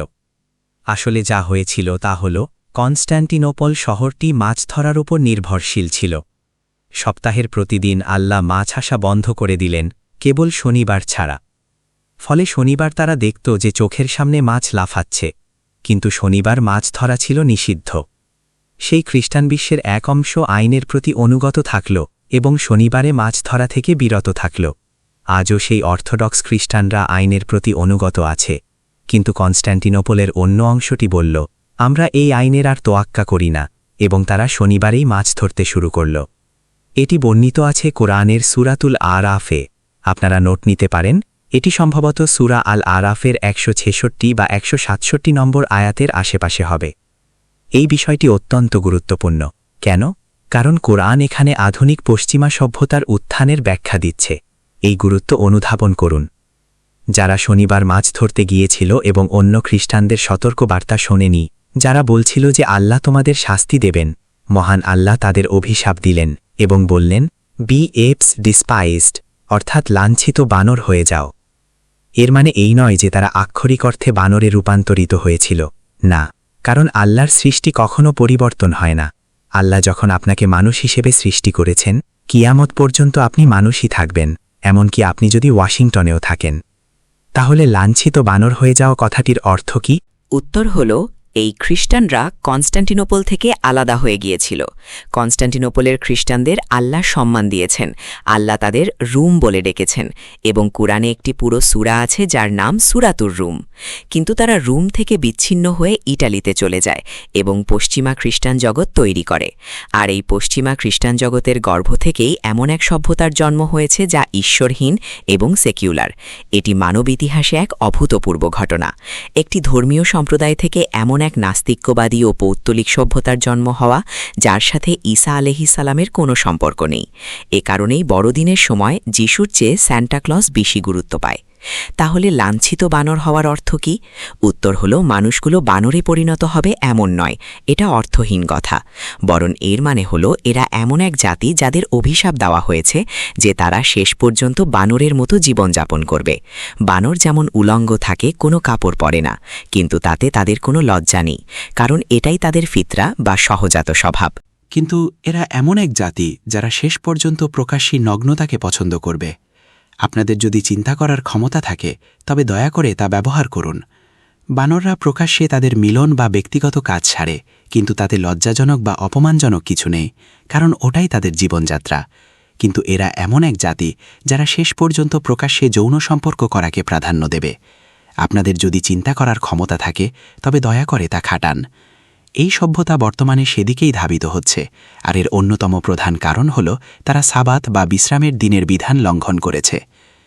সাবাতের যে আইন, যেখানে আমরা এক সরকারি ছুটির মাধ্যমে সৃষ্টির 6 দিনকে স্মরণ করি, যেখানে কোনো কাজ নেই, কেবল প্রার্থনা আর বিশ্রাম, যদি এটি মহান আল্লাহর কাছে এতটাই গুরুত্বপূর্ণ হয় যে যারা এই আইন লঙ্ঘন করেছে তিনি তাদের অভিশপ্ত করেছেন, তবে আমি হজরত মুহাম্মদ সাল্লাল্লাহু আলাইহি ওয়াসাল্লামের অনুসারীদের কাছে জানতে চাই, আপনারা কিভাবে সৃষ্টির সেই 6 দিনকে স্মরণ করেন? আপনারা কি আদৌ তা করেন? যদি সাবাতের আইন এতই গুরুত্বপূর্ণ হয় তবে এই উম্মার মধ্যে সেই আইন কোথায়? এই অধিবেশন শেষ করার আগে আমার আরও একটি কাজ আছে। এরপর মিস্টার ডুকরান দয়া করে আজকের আলোচনার ওপর মন্তব্য করতে রাজি হয়েছেন। আমি তাকে যাই অনুরোধ করি না কেন, তিনি সব সময় রাজি হন। শেষবার তিনি 20 বছর আগে সান ফার্নান্ডো টেকনিক্যাল ইনস্টিটিউটে এমনটা করেছিলেন। তিনি তখন একটি রাজনৈতিক দলের রাজনৈতিক নেতা হয়েছিলেন। বাসদেও পাণ্ডে তাকে রাজনৈতিক নেতা হিসাবে নিযুক্ত করেছিলেন। তখন মিস্টার ডুকরান আমাকে ফোন করেছিলেন। এর আগে কোনো রাজনৈতিক কখনো এমনটা করেননি। তিনি বলেছিলেন, ইমরান, এই দেশের জন্য ইসলামের কি দেওয়ার আছে? এটাই ছিল সেই ফোন। আমি বলেছিলাম, আপনার এই প্রশ্নের উত্তর দিতে আমি একটি অধিবেশন আয়োজন করব। তাই আমরা সান ফার্নান্ডো টেকনিক্যাল ইনস্টিটিউটে একটি সভার আয়োজন করি। সেখানে মাওলানা সিদ্দিক আহমেদ নাসির এবং শেখ আলী মোস্তাফাও আমার সাথে ছিলেন, এবং আমরা ইসলাম ও রাষ্ট্র নিয়ে কথা বলেছিলাম। তিনি সেই অধিবেশনে উপস্থিত ছিলেন এবং পরে আমাকে বলেছিলেন, আমি আমার জীবনে এর আগে কখনো এত উচ্চমানের বুদ্ধিবৃত্তিক আলোচনা শুনিনি। এটাই তিনি আমাকে বলেছিলেন। এরপর আমি তাকে ব্যারাকপুরের একটি রিট্রিটে আমন্ত্রণ জানিয়েছিলাম। সেখানে প্রায় 31টি দেশের প্রতিনিধি উপস্থিত ছিলেন এবং তিনি আমার আমন্ত্রণে এসে বক্তব্য দিয়েছিলেন। আজ তিনি তৃতীয়বারের মতো কথা বলবেন এবং তিনি এখানে উপস্থিত আছেন বলে আমি অত্যন্ত আনন্দিত ও সম্মানিত বোধ করছি। তিনি আজকের অধিবেশন নিয়ে মন্তব্য করবেন এবং অ্যাম্বাসেডর প্যাট্রিক এডওয়ার্ডসও ইতিমধ্যে রাজি হয়েছেন। আমি তাদের বলেছি, আপনারা মন্তব্য করুন, কারণ সারা বিশ্বের হাজার হাজার মানুষ ইন্টারনেটের মাধ্যমে এই অধিবেশনটি শুনবে। এখন আসুন বিষয়ের শেষ অংশে আসা যাক। আমরা বছর, মাস, সপ্তাহ এবং দিন নিয়ে আলোচনা করেছি। এখন শুধু ঘণ্টা বাকি আছে। আমাদের নবী সাল্লাল্লাহু আলাইহি ওয়াসাল্লাম বলেছেন যে একদিনে 12টি ঘণ্টা আছে, কিন্তু ধর্মনিরপেক্ষ বিশ্ব বলে না 24টি ঘণ্টা। আমি জানি না এই সমস্যার সমাধান কি। দিন এবং দিনের আলোর ঘণ্টার জন্য একই শব্দ ব্যবহৃত হয়, ইয়াউম, যার অর্থ দিন এবং রাত উভয়ই। নবী সাল্লাল্লাহু আলাইহি ওয়াসাল্লামের হিসাবে 12টি ঘণ্টা আছে। আমাদের নবী সাল্লাল্লাহু আলাইহি ওয়াসাল্লাম বলেছেন যে দিনের মধ্যে এমন একটি ঘণ্টা বা মুহূর্ত আছে যখন আপনার যে কোনো দোয়া কবুল করা হয়। জুমার দিনে সেই সময়টি খুঁজুন। জুমার দিন মানে সাবাতের আগের দিন। এবং সূর্যাস্তের আগের শেষ ঘণ্টায় সেটি অনুসন্ধান করুন। সুতরাং দিন শেষ হয় সূর্যাস্তের সময়। তাই প্রথম ঘণ্টাটি হবে সূর্যাস্তের পর থেকে গোধূলি বা শেষ আলোটুকু মুছে গিয়ে অন্ধকার নামার আগ পর্যন্ত। এটিই প্রথম ঘণ্টা। আর এই ঘণ্টাটি শেষ হয় এশার নামাজের মাধ্যমে। এটি গ্রীষ্ম এবং শীতকালে ভিন্ন ভিন্ন হয়, এমনকি এখানে ত্রিনিদাদেও এর পার্থক্য হয়। কিন্তু আমরা নামাজের সময় নির্ধারণ করতে এখন আর আকাশের দিকে তাকাই না, কেউই আর তা করে না। আমি ফজরের নামাজের জন্য মসজিদে যাওয়া বন্ধ করে দিয়েছি, কারণ মসজিদে গেলে বিভ্রান্তি আর ঝগড়াঝাটি তৈরি হবে, তাই আমি বাড়িতেই থাকি। আমি প্রতিদিন ভোরে আকাশের দিকে তাকাই। যখন আমি আকাশে পর্যাপ্ত আলো দেখি যার মাধ্যমে আলো আর অন্ধকারের পার্থক্য পরিষ্কার বোঝা যায়, তখন আমি আমার নামাজ পড়ি। ততক্ষণে মসজিদে তাদের নামাজ শেষ হয়ে যায়। তারা আকাশের দিকে তাকায় না, অথচ আপনাদের আকাশের দিকে তাকানো উচিত। এই কারণেই জওহরলাল নেহেরু তার বইতে যা লিখেছেন তা আমি খুব পছন্দ করি। আপনাকে আকাশের দিকে তাকাতে হবে। নেহেরু বলেছিলেন, আমি শুধু চাঁদের দিকে তাকিয়ে বলে দিতে পারি আজ মাসের কত তারিখ। নেহেরু সেটাই বলেছিলেন। সুতরাং প্রথম ঘণ্টাটি হল সূর্যাস্ত থেকে গোধূলি শেষ হওয়া পর্যন্ত, অর্থাৎ মাগরিবের নামাজ থেকে এশার নামাজ পর্যন্ত। এটি হল পাবলিক টাইম বা সবার জন্য উন্মুক্ত সময়। এর অর্থ হল এই সময়ে আপনি ফোন কল রিসিভ করতে পারেন, কারো সাথে দেখা করতে যেতে পারেন ইত্যাদি। মানুষ নবীর সাথে দেখা করতে আসত, প্রশ্ন করত। কিন্তু নারী ও শিশুরা অনেক খুশি। হ্যাঁ, তারা অনেক খুশি যে কোরআন পাবলিক টাইম আর প্রাইভেট টাইম বা ব্যক্তিগত সময়ের মধ্যে একটি সীমারেখা টেনে দিয়েছে। আমার স্ত্রীও আমাকে সেটা মনে করিয়ে দেন। একবার এশার নামাজ সালাত আল ইশা হয়ে গেলে সেটা একান্তই ব্যক্তিগত সময়। এরপর আর কোনো ফোন কল নেই, আর কারো সাথে দেখা করা নেই, কিচ্ছু না। ব্যক্তিগত সময়। এই সময়ে কেউ নবীর সাথে দেখা করতে আসতে পারত না। এই সময়টি কেবল আপনার স্ত্রী এবং সন্তানদের জন্য। এই সরকার যদি দেশ পুনর্গঠন করতে চায়, তবে আগে পরিবার পুনর্গঠন করতে হবে। যদি দেশ গড়তে চান, আগে পরিবারকে ঠিক করতে হবে। আর পরিবারের জন্য বাবা, মা এবং সন্তানদের জন্য এই ব্যক্তিগত সময়টি অত্যন্ত জরুরি। সুতরাং 12 ঘণ্টার মধ্যে দ্বিতীয় ঘণ্টাটি হল এশার নামাজের পর থেকে ঘুমানোর আগ পর্যন্ত। এটি আপনার একান্ত ব্যক্তিগত সময়। আর এই ব্যক্তিগত সময়ে সন্তানদেরও বাবা মায়ের ঘরে আসার আগে অনুমতি নিতে হবে। আপনাদের বাড়িতে যদি কোনো সাহায্যকারী বা কর্মী থাকে, তবে তাদেরও অনুমতি নিয়ে প্রবেশ করতে হবে। অন্য সময়ে আসার জন্য অনুমতির প্রয়োজন নেই, কিন্তু এই প্রাইভেট টাইম বা ব্যক্তিগত সময়ে আসার জন্য অনুমতি নেওয়া আবশ্যক। এরপর আসে ঘুমের কথা। আপনাদের অবশ্যই তাড়াতাড়ি ঘুমাতে যেতে হবে। যারা সুস্বাস্থ্যের অধিকারী, বিশেষ করে যাদের মানসিক স্বাস্থ্য ভালো, তারা মূলত সেই মানুষ যারা দ্রুত ঘুমাতে যায়। আর আপনি যখন ঘুমান, আপনার ঘুম 2 ভাগে বিভক্ত থাকে। একটি হল গভীর ঘুম বা ডিপ স্লিপ, আর অন্যটি হল হালকা ঘুম বা লাইট স্লিপ। কারণ ঘুম হল মৃত্যুর মতো। আর কুরআন আমাদের বলে যে আপনি যখন ঘুমান তখন আল্লাহ আপনার রূহ নিয়ে নেন। তাই আপনি যে জীবিত আছেন এর কোনো মেডিকেল প্রমাণ নেই, একদমই নেই। আল্লাহ চাইলে সেই রূহ রেখে দিতে পারেন যদি আপনার মৃত্যু নির্ধারিত থাকে, আর না হলে তিনি রূহ ফেরত পাঠিয়ে দেন। আপনার রাতের 3য় ঘণ্টাটি হল গভীর ঘুমের সময়। এই গভীর ঘুমের সময়েই আমাদের শরীর এবং মন সারাদিনের ধকল, ব্যস্ততা আর ক্লান্তি থেকে নিজেকে মেরামত করে নেয়। আপনি যদি এই সময়ে গভীর ঘুম পান, তবে আপনার বয়স বাড়লেও আপনাকে দেখতে তরুণের মতো লাগবে। এটা আপনাদের পছন্দ হয়েছে, তাই না? বয়স বাড়লেও আপনি তরুণ থাকবেন। কিন্তু এই সময় যদি আপনার গভীর ঘুম না হয়, তবে বয়স বাড়ার সাথে সাথে আপনি ভেঙে পড়বেন। আপনার চেহারা জীর্ণ আর বিশ্রী হয়ে যাবে। এরপর আসে হালকা ঘুম। এই হালকা ঘুমের মধ্যেই মানুষ স্বপ্ন বা ভিশন দেখে। আপনি যদি আল্লাহর কাছে আপনার মর্যাদা বা অবস্থা জানতে চান, তবে নিজেকে জিজ্ঞেস করুন, আমি কেমন স্বপ্ন দেখি? আপনার স্বপ্নই বলে দেবে আপনি আসলে কেমন মানুষ। ভালো। স্বপ্নের ওপর পেছনে আমার একটি বই আছে। তাহলে প্রথম ঘণ্টা হল মাগরিব থেকে ঈশা, দ্বিতীয় ঘণ্টা হল একান্ত সময়, মা, বাবা এবং সন্তানরা একসাথে কাটানো, যতক্ষণ না আপনারা ঘুমাতে যান। তৃতীয় ঘণ্টা হল গভীর ঘুম, আর চতুর্থ ঘণ্টা হল হালকা ঘুম। এরপর আসে রাতের শেষ ঘণ্টা, আর এই শেষ ঘণ্টাতেই আপনি সালাত আল তাহাজ্জুদ আদায় করবেন। এই শেষ ঘণ্টায় আপনি কোরআন তিলাওয়াত করবেন। এটি জোহরের পরের সেশনের বিষয়। এই শেষ ঘণ্টায় স্বামী স্ত্রী নিজেদের একান্ত সময় কাটাবেন। এই শেষ ঘণ্টায় আপনি পাহাড় বাইবেন, জ্ঞানের পাহাড়, আধ্যাত্মিকতার পাহাড়। ভোর হওয়ার ঠিক আগের এই সময়টাতেই আপনি পাহাড়ে চড়বেন। আমি আপনাদের এমন কিছু করতে বলছি না যা আমি নিজে করি না। আমি প্রতিদিন ভোরে অন্তত ৯৯% দিন ফজর হওয়ার আগেই আমার কোরআন তিলাওয়াত খতম করি। এরপর আসে ভোরের সময়। আকাশে যখন আলো আধারির পার্থক্য করার মতো যথেষ্ট আলো ফুটে ওঠে, তখন আপনি ভোরকে চিনতে পারেন। তবে আমি সামনে এগোনোর আগে ইমাম আল গাজালির ইহিয়া উলুমাদ্দিন কিতাবটি নিয়ে একটি মন্তব্য করতে চাই। সেখানে তিনি কিছুটা ভিন্ন মত দিয়েছেন। তিনি ঘুমের সময়কে ১ ঘণ্টা হিসেবে ধরেছেন, যেখানে আমি ধরি ২ ঘণ্টা। তিনি বলেন একটি তৃতীয় ঘণ্টা আছে, যা হল ৫ম ঘণ্টা, আর সেটি হল সুহুর বা সেহরির সময়, যখন রোজা রাখার জন্য খাবার খাওয়া হয়। ঠিক আছে, ওটা ছিল ইমাম আল গাজালির কথা। তাহলে এখন আমাদের রাতের ৫টি ঘণ্টা হল, আর এখন দিনের ৭টি ঘণ্টা শুরু হচ্ছে। ষষ্ঠ ঘণ্টাটি হল ভোর থেকে সূর্যোদয় পর্যন্ত। এটি দিনের একটি রহস্যময় সময়। যদি আপনি বাইরে গিয়ে আকাশের দিকে তাকাতে পারেন, তবে এই সময়টি আকাশ আপনাকে অনেক অনেক শিক্ষা দেবে। ইন্দোনেশিয়ায় আমার একজন ইমাম বা শেখ আছেন যিনি আমাকে খুব ভালোবাসেন। আর একটি স্কুল আছে যেখানে ১,০০০ ছাত্র পড়ে। তার একটি ইসলামিক সেন্টারও আছে। তিনি একটি বিশাল বাগানের ভেতর একটি বাড়ি তৈরি করে আমাকে বলেছেন, শেখ, এটি আপনার ঘর। আমি যখন সেখানে যাই, আমরা ফজরের নামাজের জন্য সব বাতি নিভিয়ে দিই। কোনো ইলেকট্রিক আলো থাকে না। আমরা তেলের প্রদীপ ব্যবহার করি, প্রায় ৫০, ৬০ বা ১০০টি তেলের প্রদীপ। জাভার জেম্বার নামক সেই জায়গায় গ্রামের মানুষরাও আসে। ফজরের জামাতে প্রায় ১৫০ জন মানুষ হয়।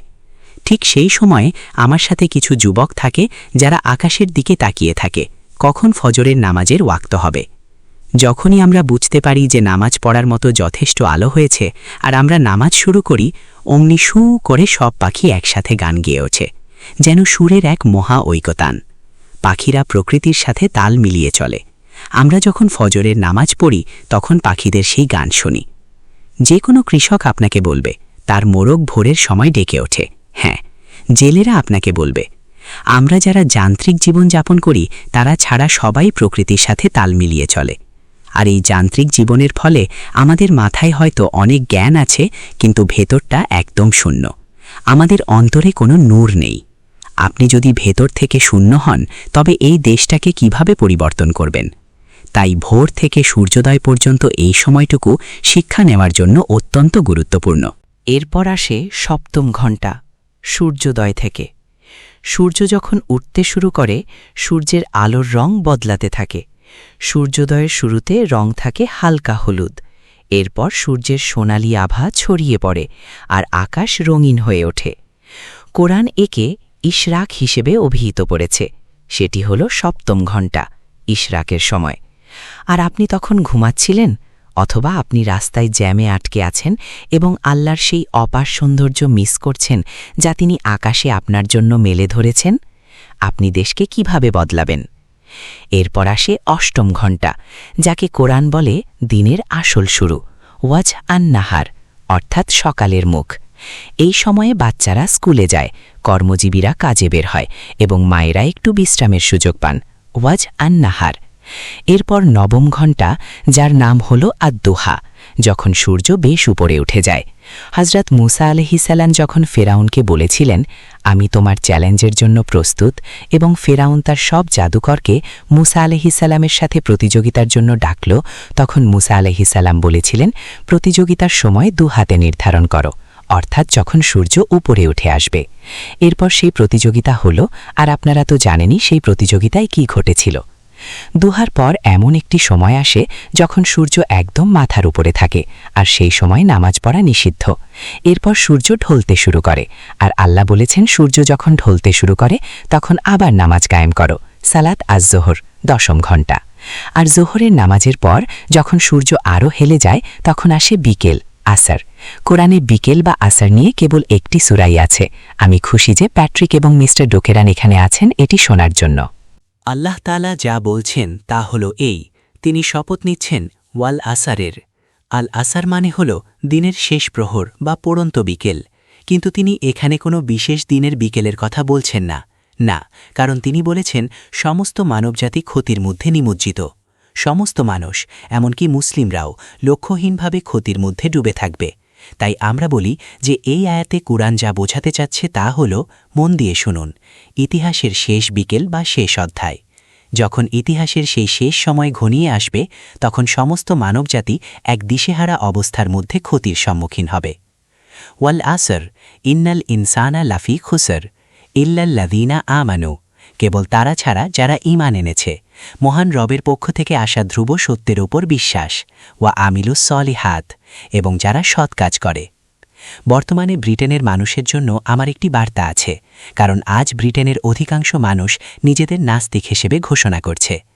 আপনারা হয়তো তাদের তুচ্ছ জ্ঞান করে এড়িয়ে যেতে পারেন, কিন্তু আমি তা করব না। তারা প্রথাগত ধর্ম থেকে মুখ ফিরিয়ে নিচ্ছে, কারণ এই প্রথাগত ধর্ম তাদের প্রত্যাশা পূরণে ব্যর্থ হয়েছে। সেখানকার গির্জা আর ক্যাথেড্রালগুলো সব বিক্রি হয়ে যাচ্ছে। ব্রিটেনের বিশাল এক জনগোষ্ঠী এখন আর গির্জায় যায় না, কিন্তু তার মানে এই নয় যে তারা খারাপ মানুষ, বরং তারা এখন আর বর্তমানের এই ধর্মকে সত্য হিসেবে গ্রহণ করতে পারছে না। আসলে তারা এমন এক জাতি যারা এখনও সত্যের সন্ধানে ঘুরে বেড়াচ্ছে। ধর্ম ছাড়া কি সত্যকে জানা সম্ভব? আমার ইচ্ছা ছিল আপনাদের এই প্রশ্নটি করার। ড ইকবাল তার রিকনস্ট্রাকশন বইতে এর উত্তর দিতেন না, কিন্তু আমি বলি হ্যাঁ। আমেরিকার রেড ইন্ডিয়ানরা, দক্ষিণ আমেরিকার মানুষ বা আরও অনেক প্রাচীন সভ্যতা, তাদের মনে সত্যের একটা নিজস্ব ধারণা ছিল, আর সেই সত্যের বোধ থেকেই তারা নদীকে পবিত্র মনে করত। তারা কখনো নদীতে আবর্জনা ফেলত না, কখনো না। তারা নদীতে মলমূত্র ত্যাগ করত না, কারণ এই মানুষগুলোর হৃদয়ে উচ্চতর কোনো উৎস থেকে আসা পবিত্রতার এক গভীর বোধ ছিল। তাই ব্রিটেনের এই মানুষদের নাস্তিক বলে দূরে ঠেলে না দিয়ে বরং তাদের সাহায্য করার সময় এসেছে, যাতে প্রথাগত ধর্ম ছাড়াও তারা সত্যকে চিনতে পারে। তবে আমাদের দ্বিতীয় অধিবেশনে আমরা আলোচনা করব যে সত্যকে জানা আর সত্যকে আস্বাদন করার মধ্যে একটা বড় পার্থক্য আছে। শুধু জ্ঞান দিয়ে পাহাড়ে চড়া যায় না, পাহাড়ে চড়তে হলে সত্যের স্বাদ গ্রহণ করাও প্রয়োজন। ইতিহাসের এই শেষ বিকেলেই সমস্ত মানবজাতি ক্ষতির মধ্যে থাকবে, কেবল তারা ছাড়া যারা ঈমান আনে, সৎকাজ করে এবং ওয়াতাওয়াসু গিল হাক্কি ওয়াতাওয়াসু বিসসাবরি, একে অপরকে সত্য ও ধৈর্যের উপদেশ দেয়। ইতিহাসের এই সন্ধিক্ষণেই আমরা ব্রিটেনের সেই মানুষদের সঠিক পথ দেখাতে পারব যারা ভেতরে ভেতরে সত্যের জন্য তৃষ্ণার্থ। তাদের হৃদয়ে এক ধরনের ক্ষুধা আছে। সবার মধ্যে হয়তো নেই, কিন্তু ব্রিটেনের অনেক মানুষের হৃদয়ে সত্যের জন্য এক গভীর ব্যাকুলতা আছে। আমি আশা করি আমার এই কথাগুলো তাদের কাছে পৌঁছাবে। তারা কেবল জ্ঞান দিয়ে এই বন্ধুর পথ পাড়ি দিতে পারবে না, তাদের সত্যের আস্বাদন প্রয়োজন, আর আমরা তাদের সেটাই দিতে পারি। আমি এখন বলতে চাই, আসরের পর থেকে মাগরিব পর্যন্ত যে সময়টা, দিনের 12 ঘণ্টার পর তাদের আছে 24 ঘণ্টা। জোহরের নামাজের পরের অধিবেশনে আমরা দেখব কিভাবে আমরা পবিত্র সময়কে ফিরে পেতে পারি, যাতে আমরা সময়কে আর অত দ্রুত বয়ে যেতে না দেখি। আমাদের হাতে আর আধা ঘণ্টা সময় আছে। আমি এখন মিস্টার দুখরনকে আসার জন্য এবং কিছু বলার জন্য আমন্ত্রণ জানাচ্ছি। তার এই কথাগুলো সারা বিশ্বে পৌঁছে যাবে। এরপর আমার ভাই প্যাট্রিক আসবেন। আসসালামু আলাইকুম। আমার প্রিয় বন্ধু মাওলানা ইমরান হোসাইন এবং উপস্থিত সুধীবৃন্দ, আমার বয়স যখন প্রায় 18 বছর, তখন আমি এই মসজিদে এসেছিলাম। এই মসজিদের সাথে তখন একটা স্কুল ছিল, জানি না সেটা এখনও আছে কিনা। এটা 70 বছরেরও বেশি সময় আগের কথা। তখন সেখানকার প্রিন্সিপাল আমাকে স্কুলে পড়ানোর প্রস্তাব দিয়েছিলেন। আমি বেশি দিন ছিলাম না, কারণ আমি তখন জীবনে অনেক কিছু খুঁজছিলাম। তবে এই মসজিদের স্কুলের শিক্ষক হিসেবে আমি কিছু সময় কাটিয়েছি। আজ এখানে প্রবেশ করার সময় আমার মনে এক ধরনের স্মৃতিকাতরতা কাজ করছিল। যেখানে তরুণ বয়সে আমি আমার প্রথম চাকরি পেয়েছিলাম, আজ এত বছর পর সেখানেই ফিরে এসেছি। মাওলানা, আপনার কথা শোনা বরাবরের মতোই আনন্দের। আজ আপনার এই লেকচার অনেকগুলো দিক থেকে অত্যন্ত গভীর ছিল। জাগতিক সময় এবং পবিত্র সময় সম্পর্কে বলতে গিয়ে আপনি আমাদের বুঝিয়েছেন যে আমাদের জীবনের ইতিহাসের সময়ের গুরুত্ব কতটা। এরপর আপনি সত্য এবং ধর্মের ধারণা দিয়ে বক্তব্য শেষ করলেন। গত কয়েক বছর ধরে আমাদের মধ্যে এই বিষয়ে যে আলাপ হয়েছে তা নিয়ে আমি সংক্ষেপে কিছু বলবো। একজন স্কলার হিসেবে আপনার মতো মানুষকে পাওয়া আমাদের ছোট দেশ ত্রিনিদাদ ও টোব্যাগোর জন্য বড় সৌভাগ্যের বিষয়। আপনি যে কেবল সারা বিশ্বে একজন প্রখ্যাত ইসলামী চিন্তাবিদ হিসেবে স্বীকৃত তাই নয়, বরং আমাদের দেশে আপনি সবসময় আকাশের দিকে তাকিয়ে আমাদের উপরে ওঠার প্রেরণা দিয়েছেন। আজ আপনি আকাশের দিকে তাকানোর কথা বলেছেন। আমি বিশ্বাস করি সেখানে এমন কিছু আছে যা আমাদের এখনও অর্জন করা বাকি। গত সপ্তাহে আপনি যখন ওয়েস্ট ইন্ডিজ ইউনিভার্সিটির ইনস্টিটিউট অফ ইন্টারন্যাশনাল রিলেশনসে গিয়েছিলেন এবং নতুন ডিরেক্টরের সাথে সৌজন্য সাক্ষাৎ করেছিলেন, সেটি ছিল আপনার নিজের বিদ্যাপীঠ। সেখানে আপনি ডিরেক্টরকে বলেছিলেন যে সেই প্রতিষ্ঠানে কাটানো বছরগুলোই ছিল আপনার আন্তর্জাতিক সম্পর্ক বিষয়ক পাণ্ডিত্যের ভিত্তি। আমি নিশ্চিত যে তিনি এবং আমরা সবাই এটা অনুভব করি যে এই বিশ্ববিদ্যালয় ইসলামী জ্ঞানচর্চার জগতে বিশ্বের অন্যতম সেরা একজন মেধাবীকে উপহার দিয়েছে। আপনি বেশ কিছুদিন আগে এখানে একটি বক্তৃতা দিতে এসেছিলেন। আপনার মনে থাকতে পারে আমি আপনাকে আমন্ত্রণ জানানোর অনুমতি চেয়েছিলাম এবং আপনি তা সাদরে গ্রহণ করেছিলেন। সেদিন আপনার আলোচনার বিষয় ছিল পরিবর্তনশীল বিশ্বব্যবস্থা। আমার স্পষ্ট মনে আছে আপনি সেদিন উপস্থিত শ্রোতা এবং শিক্ষার্থীদের মন জয় করে নিয়েছিলেন। আপনি সত্য, স্বাধীনতা এবং ন্যায়বিচারের ধারণাকে সেই সময়ের উদীয়মান বিশ্বব্যবস্থার মৌলিক নীতি হিসেবে তুলে ধরেছিলেন। এটা সম্ভবত ৮ বা ৯ বছর আগের কথা। আজকেও আপনি সত্য, ন্যায়বিচার এবং স্বাধীনতার সেই বিষয়গুলো নিয়ে পুনরায় আলোকপাত করেছেন। আপনি সে সময় আমাদের বলেছিলেন এবং এই সপ্তাহে আমাদের বিশ্ববিদ্যালয়ের বৈঠকেও পুনরায় উল্লেখ করেছেন যে প্রতিটি ধর্মের মূল দর্শনে এই ধারণাগুলো মিশে আছে।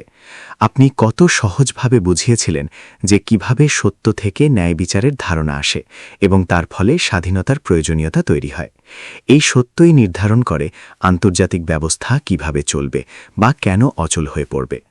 আজকের বিশ্বের নেতারা যদি আপনার এই গভীর ও মৌলিক শিক্ষাগুলো নিজে ভেতর ধারণ করতে পারতেন, তবে আমরা হয়তো আশার আলো দেখতে পেতাম। কিন্তু দুর্ভাগ্যবশত আমরা সেই আলো দেখতে পাচ্ছি না। ব্যারাকপুর ইসলামিক সেন্টারে আমাদের সাক্ষাতের সময় আপনি বলেছিলেন যে সঠিকভাবে দেশ পরিচালনার জন্য সরকারকে ধর্মের ভূমিকা বুঝতে হবে। এটি আপনার অন্যতম একটি প্রধান শিক্ষা। আর ধর্ম বলতে আপনি কেবল একটি নির্দিষ্ট ধর্মকে বোঝাননি, বরং ধর্মের যে বহুমুখী ও মানবিক দিক রয়েছে আপনি সেটাকেই নির্দেশ করেছেন। আজকের বক্তৃতাও ছিল এসব বিষয় এবং আরও অনেক কিছু নিয়ে। আপনার এই পাণ্ডিত্যপূর্ণ এবং গভীর আলোচনার প্রতিক্রিয়ায় আমাকে কিছু বলার সুযোগ করে দেওয়ায় আমি অত্যন্ত আনন্দিত। আপনার বক্তব্য আমাদের অনেককেই বিস্মিত করেছে, শুধু আপনি যা বলেছেন তার জন্য নয়, বরং যেভাবে বলেছেন তার জন্য। এত সহজভাবে অথচ এত সাবলীল ও বাগ্মিতার সাথে আপনি আপনার কথাগুলো তুলে ধরেন, যা সত্যিই প্রশংসনীয়। আজ আমি আপনাকে বিশেষভাবে ধন্যবাদ জানাতে চাই। সেই সাথে আমাদের মধ্যকার দুটি আলাপচারিতার কথা উল্লেখ করতে চাই, যা বেশ ফলপ্রসূ ছিল। আপনি সবসময় বলেন, সামনে এগিয়ে যাওয়ার পথ খুঁজতে আমাদের আকাশের দিকে তাকাতে হবে। আপনি একবার আমাকে ইসলাম ও অর্থব্যবস্থা বিষয়ক একটি প্যানেল আলোচনায় আমন্ত্রণ জানিয়েছিলেন, হয়তো আপনি তা ভুলে গেছেন। তখন আমি ত্রিনিদাদ ও টোবাগোর সেন্ট্রাল ব্যাংকের গভর্নর ছিলাম। আমরা মুদ্রা ব্যবস্থা নিয়ে কথা বলেছিলাম এবং আপনি বলেছিলেন যে বর্তমান অর্থব্যবস্থা এমন কিছু নীতির ওপর দাঁড়িয়ে ইয়া চিরকাল টিকে থাকা সম্ভব নয়। সেই সময় আপনার এই চিন্তাকে অনেকেই অত্যন্ত বৈপ্লবিক বা র্যাডিক্যাল মনে করেছিলেন। কিন্তু আজ যখন বিশ্বজুড়ে ডলারাইজেশন নিয়ে বিতর্ক শুরু হয়েছে, তখন আপনার সেই বহু বছর আগের থিসিস বা বিশ্লেষণের সত্যতা ও দূরদর্শিতা আমরা স্পষ্টভাবে বুঝতে পারছি। পরিবর্তন আসতে সময় লাগে, দেখা যাক শেষ পর্যন্ত কি হয়। বর্তমানে অর্থনীতি ও রাজনীতি নিয়ে যারা পড়াশোনা করছেন তাদের আলোচনায় এখন ডলারাইজেশন বিষয়টি প্রাধান্য পাচ্ছে। কিন্তু আপনি অনেক বছর আগেই আমাদের এই সম্ভাবনার দিকে চোখ মেলে তাকাতে বলেছিলেন। অনেকে তখন আপনাকে অতি উগ্রবাদী ভেবেছিলেন, কিন্তু খুব কম মানুষই বুঝতে পেরেছিলেন যে আপনি কেবল সত্যটাই বলছিলেন এবং আপনার সেই ভবিষ্যৎ দেখার ক্ষমতা ছিল। সেই সেমিনার থেকেই এমন একটি ধারণা বেরিয়ে এসেছিল যা আমার জন্য খুব গুরুত্বপূর্ণ ছিল, কারণ তখন দেশের অর্থব্যবস্থা পরিচালনার দায়িত্ব ছিল আমার কাঁধে। আমরা বুঝতে পেরেছিলাম যে ইসলামিক ব্যাংকিং ব্যবস্থা আমাদের দেশের জন্য অত্যন্ত মূল্যবান হতে পারে। পরবর্তীতে নানা আলোচনা ও সিদ্ধান্তের মাধ্যমে আমরা ত্রিনিদাদ ও টোবাগোতে ইসলামিক ব্যাংকিংয়ের ধারণাটি প্রবর্তন করি। আসলে একজন পণ্ডিতের কণ্ঠস্বরকে অনেক সময় কেবল উচ্চাকাঙ্ক্ষা বা আদর্শ মনে হতে পারে, কিন্তু সেই আদর্শগুলোই একসময় বাস্তব পৃথিবী ও মানুষের জীবনে প্রবেশ করার পথ খুঁজে নেয়। আমি আপনাদের সাথে এটি শেয়ার করতে চেয়েছিলাম, কারণ এটি ছিল আপনার মাওলানা ইমরান হোসেন একটি অত্যন্ত গুরুত্বপূর্ণ অবদান। সবশেষে আপনি স্যান ফার্নান্ডোর সেই কারিগরি স্কুলে, যেটি বর্তমানে university of Trinidad and Tobago নামে পরিচিত, আমাদের আয়োজিত সেই কনফারেন্সটির কথা বলছিলেন। সত্যি বলতে সেই স্কুল বা শিক্ষা প্রতিষ্ঠানটি গড়ে ওঠার পেছনেও আপনার সাথে আমার আগে হওয়া আলোচনার চিন্তাভাবনাগুলো কাজ করেছিল। যখন আমি রাজনীতিতে প্রবেশ করি তখন আমি সুশাসন বা গভর্নেন্সের বিষয়টির মুখোমুখি হই। রাজনীতি নিজেই কোনো শেষ গন্তব্য নয়। রাজনীতি হল একটি মাধ্যম যার মাধ্যমে সুশাসন প্রতিষ্ঠা করা যায়, আর সুশাসন হল এমন একটি পদ্ধতি যার মাধ্যমে মানুষের কল্যাণ নিশ্চিত করা সম্ভব। আপনার অনুমতি নিয়ে আমরা তখন সুশাসনে ধর্মের ভূমিকা বিষয়ে একটি কনফারেন্স আয়োজন করেছিলাম। সেখানে আমরা কেবল পেশাজীবীদের নয়, বরং খ্রিস্টান, হিন্দু এবং মুসলিম ধর্মের পণ্ডিতদের আমন্ত্রণ জানিয়েছিলাম। তারা সারা দিন ধরে আমাদের সাথে আলোচনা করেছিলেন যে সুশাসনে ধর্মের ভূমিকা আসলে কী হওয়া উচিত। সুনির্দিষ্টভাবে বলতে গেলে সরকার যে মূল্যবোধের ওপর ভিত্তি করে চলবে, ধর্ম কিভাবে তার একটি অবিচ্ছেদ্য অংশ হতে পারে তা নিয়ে আলোচনা হয়েছিল। আজ আমার দীর্ঘ কর্মজীবনের শেষ প্রান্তে এসে যখন পেছনে ফিরে তাকাই, তখন আমি আমার জীবনের কিছু কাজের দিকে খুব শ্রদ্ধার সাথে তাকাই। তার মধ্যে একটি হল সুশাসনে ধর্মের ভূমিকা নিয়ে সেই কনফারেন্সটি। সম্ভবত সেটিই ছিল প্রথম এবং একমাত্র সময় যখন আমাদের দেশ সুশাসনের একটি অত্যন্ত গুরুত্বপূর্ণ দিক নিয়ে এত সূক্ষ্ম এবং তাত্ত্বিকভাবে বিচার বিশ্লেষণ করতে একত্রিত হয়েছিল। আমি আজ আশা নিয়ে এই কথাগুলো বলছি যেন আমাদের মধ্যে যারা তরুণ এবং যারা অন্য জায়গায় আছে তারা এই আলোচনা ও সংলাপকে এগিয়ে নিয়ে যায়। আর এর জন্য অবশ্যই মাওলানা ইমরান হোসেন আপনাকে কৃতিত্ব দিতে হবে, কারণ আপনি সেই চিন্তার বীজ বপন করেছিলেন। আমি সবসময় আপনার ব্যক্তিত্বের ভক্ত। আমি সবসময় আপনার মেধা, সত্যবাদিতা এবং স্পষ্ট বাচনভঙ্গির প্রশংসা করি। আজকের এই অনুষ্ঠানে উপস্থিত হতে পারা এবং আপনাদের সবার সামনে এই কথাগুলো বলতে পারা আমার জন্য আনন্দের বিষয়। যারা এখানে আছেন এবং ভবিষ্যতে যারা আপনার কথা শোনার সুযোগ পাবেন, তাদের উদ্দেশ্যে বলতে চাই, আপনি একজন গভীর জ্ঞানের অধিকারী পণ্ডিত। আমরা সবসময় আপনাকে শ্রদ্ধা করব এবং আপনি চিরকাল আমাদের স্মরণে থাকবেন। আর যখন আপনি আপনার নতুন বইটি প্রকাশ করবেন, যেটি আপনি আমাদের দিয়েছেন এবং সম্ভবত আগামী সপ্তাহে মস্কোতে লঞ্চ হতে যাচ্ছে, আমরা আগ্রহের সাথে সেই মুহূর্তটির অপেক্ষায় থাকব। সালাম আলাইকুম। ইন্টারনেটের দর্শকবৃন্দ, তিনি ছিলেন জনাব উইনস্টন ডুকেরান, যিনি ত্রিনিদাদ ও টোবাগোর প্রাক্তন পররাষ্ট্রমন্ত্রী এবং সেন্ট্রাল ব্যাংকের প্রাক্তন গভর্নর। তিনি আমার একজন পুরনো বন্ধু। তিনি এখানে উপস্থিত হয়ে তার মূল্যবান মন্তব্য করায় আমরা কৃতজ্ঞ ও সম্মানিত বোধ করছি। আর এখন আমরা আমন্ত্রণ জানাচ্ছি রাষ্ট্রদূত প্যাট্রিক এডওয়ার্ডসকে। তিনি ত্রিনিদাদ ও টোবাগোর প্রাক্তন রাষ্ট্রদূত এবং পররাষ্ট্র মন্ত্রণালয়ের স্থায়ী সচিব ছিলেন, যেখানে আমি একসময় একজন নতুন ফরেন সার্ভিস অফিসার হিসেবে কাজ শুরু করেছিলাম। ভাই ও বোনেরা, আজ আমি দ্বিগুণ সম্মানিত বোধ করছি, কারণ আমি দুজন মহিরুহ বা স্তম্ভের ছায়ায় বেড়ে ওঠার সুযোগ পেয়েছি। জনাব উইনস্টন ডুকেরান, যাকে আমি প্রায় ৬০ বছর ধরে চিনি, এবং আমার সম্মানিত ভাই, উপদেষ্টা ও পরম আত্মীয়স্য মাওলানা, যিনি বছরের পর বছর আমার সাথে ছিলেন। প্রকৃতপক্ষে আমি বলতে পারি তারা দুজন আমার শিক্ষাজীবনের উন্নয়নের দুই স্তম্ভ, কারণ উইনস্টন আমাকে সেন্ট বেনেডিক্ট কলেজে এ লেভেলে পড়িয়েছেন। তিনি আমার বাবা মাকে চিনতেন এবং আমাদের মধ্যে সেই ধ্রুপদী ছাত্র শিক্ষক সম্পর্ক ছিল। আমি তার পায়ের কাছে বসে জ্ঞান অর্জন করেছি। আজ যদি আমি একজন প্রাক্তন রাষ্ট্রদূত হিসেবে বিদেশে, সৌদি আরব সহ অন্যান্য দেশে ত্রিনিদাদ ও টোবাগোর প্রতিনিধিত্ব করতে পারছি, তবে তার পেছনে উইনস্টনের শিক্ষা এবং বছরের পর বছর ধরে তিনি আমাকে যে নীতি ও জ্ঞান দিয়েছেন তার বড় অবদান রয়েছে। সেই শিক্ষাই আমাকে পররাষ্ট্র মন্ত্রণালয়ে যোগদানের পর আমার সুহৃদ মাওলানার সাথে কাজ করতে সাহায্য করেছে। শুরুর বছরগুলোতে তিনি আমাকে অনেক কিছু শিখিয়েছেন, যা আমাকে কূটনীতি জীবনে নিজেকে গড়ে তুলতে এবং ক্যারিয়ারকে প্রসারিত করতে সাহায্য করেছে। তার অগাধ পাণ্ডিত্য, প্রজ্ঞা এবং দিক নির্দেশনা আমি সবসময় মনে রাখব এবং এটি আমাকে শক্তি জুগিয়েছে। দুদিন আগে যখন উইনস্টনের মাধ্যমে জানতে পারলাম যে মাওলানা এখানে এসেছেন এবং আমার সাথে দেখা করতে চান, আমি তখনই সিদ্ধান্ত নিয়েছিলাম যে আমি অবশ্যই আপনাদের সাথে দেখা করতে আসব। আজ সকালে আমার প্রিয় ভাই, শিক্ষক এবং অনুপ্রেরণার উৎস মাওলানার এই আলোচনা আমাকে জীবনকে ভিন্নভাবে দেখার সুযোগ করে দিয়েছে।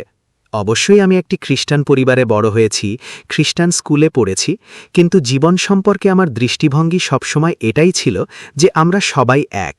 আমি ইসলাম নিয়ে পড়াশোনা করেছি, হিন্দু ধর্ম পড়েছি, খ্রিস্টান ধর্ম পড়েছি এবং ওড়িশা বিশ্বাস নিয়েও পড়াশোনা করেছি।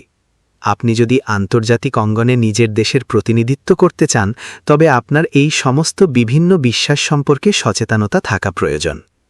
বিগত ৪৩-৪৪ বছর ধরে কূটনীতির ময়দানে আমি সেই প্রশিক্ষণ, জ্ঞান, বিশ্লেষণ ক্ষমতা এবং সত্যনিষ্ঠা ও ন্যায়বিচারের ধারণাগুলো ব্যবহার করেছি যা উইনস্টন এবং আমার প্রিয় ভাই মাওলানা আমাকে শিখিয়েছেন। আমি আমার বন্ধুদের কাছে গর্ব করে বলি, বিশেষ করে যখন আমি সৌদি আরবে সরকারের প্রতিনিধি হিসেবে নিযুক্ত ছিলাম এবং হজযাত্রীরা যখন সেখানে যেতেন, তখন আমার সৌভাগ্য হয়েছিল আমার কর্মীদের নিয়ে রিয়াদ এবং অন্যান্য জায়গায় গিয়ে তাদের অভ্যর্থনা জানানোর। আমি নিজে কখনো মক্কায় প্রবেশ করিনি, কারণ আমি খ্রিস্টান ছিলাম এবং সেখানে কঠোর নিয়ম ছিল। কিন্তু একজন খ্রিস্টান হয়েও হিন্দু এবং ইসলাম ধর্মকে গভীরভাবে বুঝে আমার দেশের মানুষের প্রতিনিধিত্ব করতে পেরে আমি গর্ববোধ করতাম, কারণ আমার দেশের মানুষ সেখানে তাদের আধ্যাত্মিক দায়িত্ব পালনে এবং ইবাদত করতে আসতেন। এখানে রাষ্ট্রের একজন প্রতিনিধি হিসেবে আমি আপনাদের সাথে একদম নিবিড়ভাবে থাকতে পেরেছি।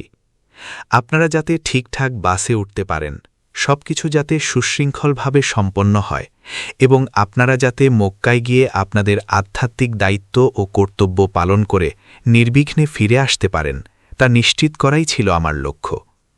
আমার খুব পরিষ্কারভাবে মনে আছে, প্রথম বছর যখন আমি এই দায়িত্ব পালন করতে গিয়েছিলাম, হাজিরা সবাই যখন বাসে উঠে বসলেন এবং সবকিছু যখন গুছিয়ে এলো, তখন আমি তাদের কাছে গিয়েছিলাম।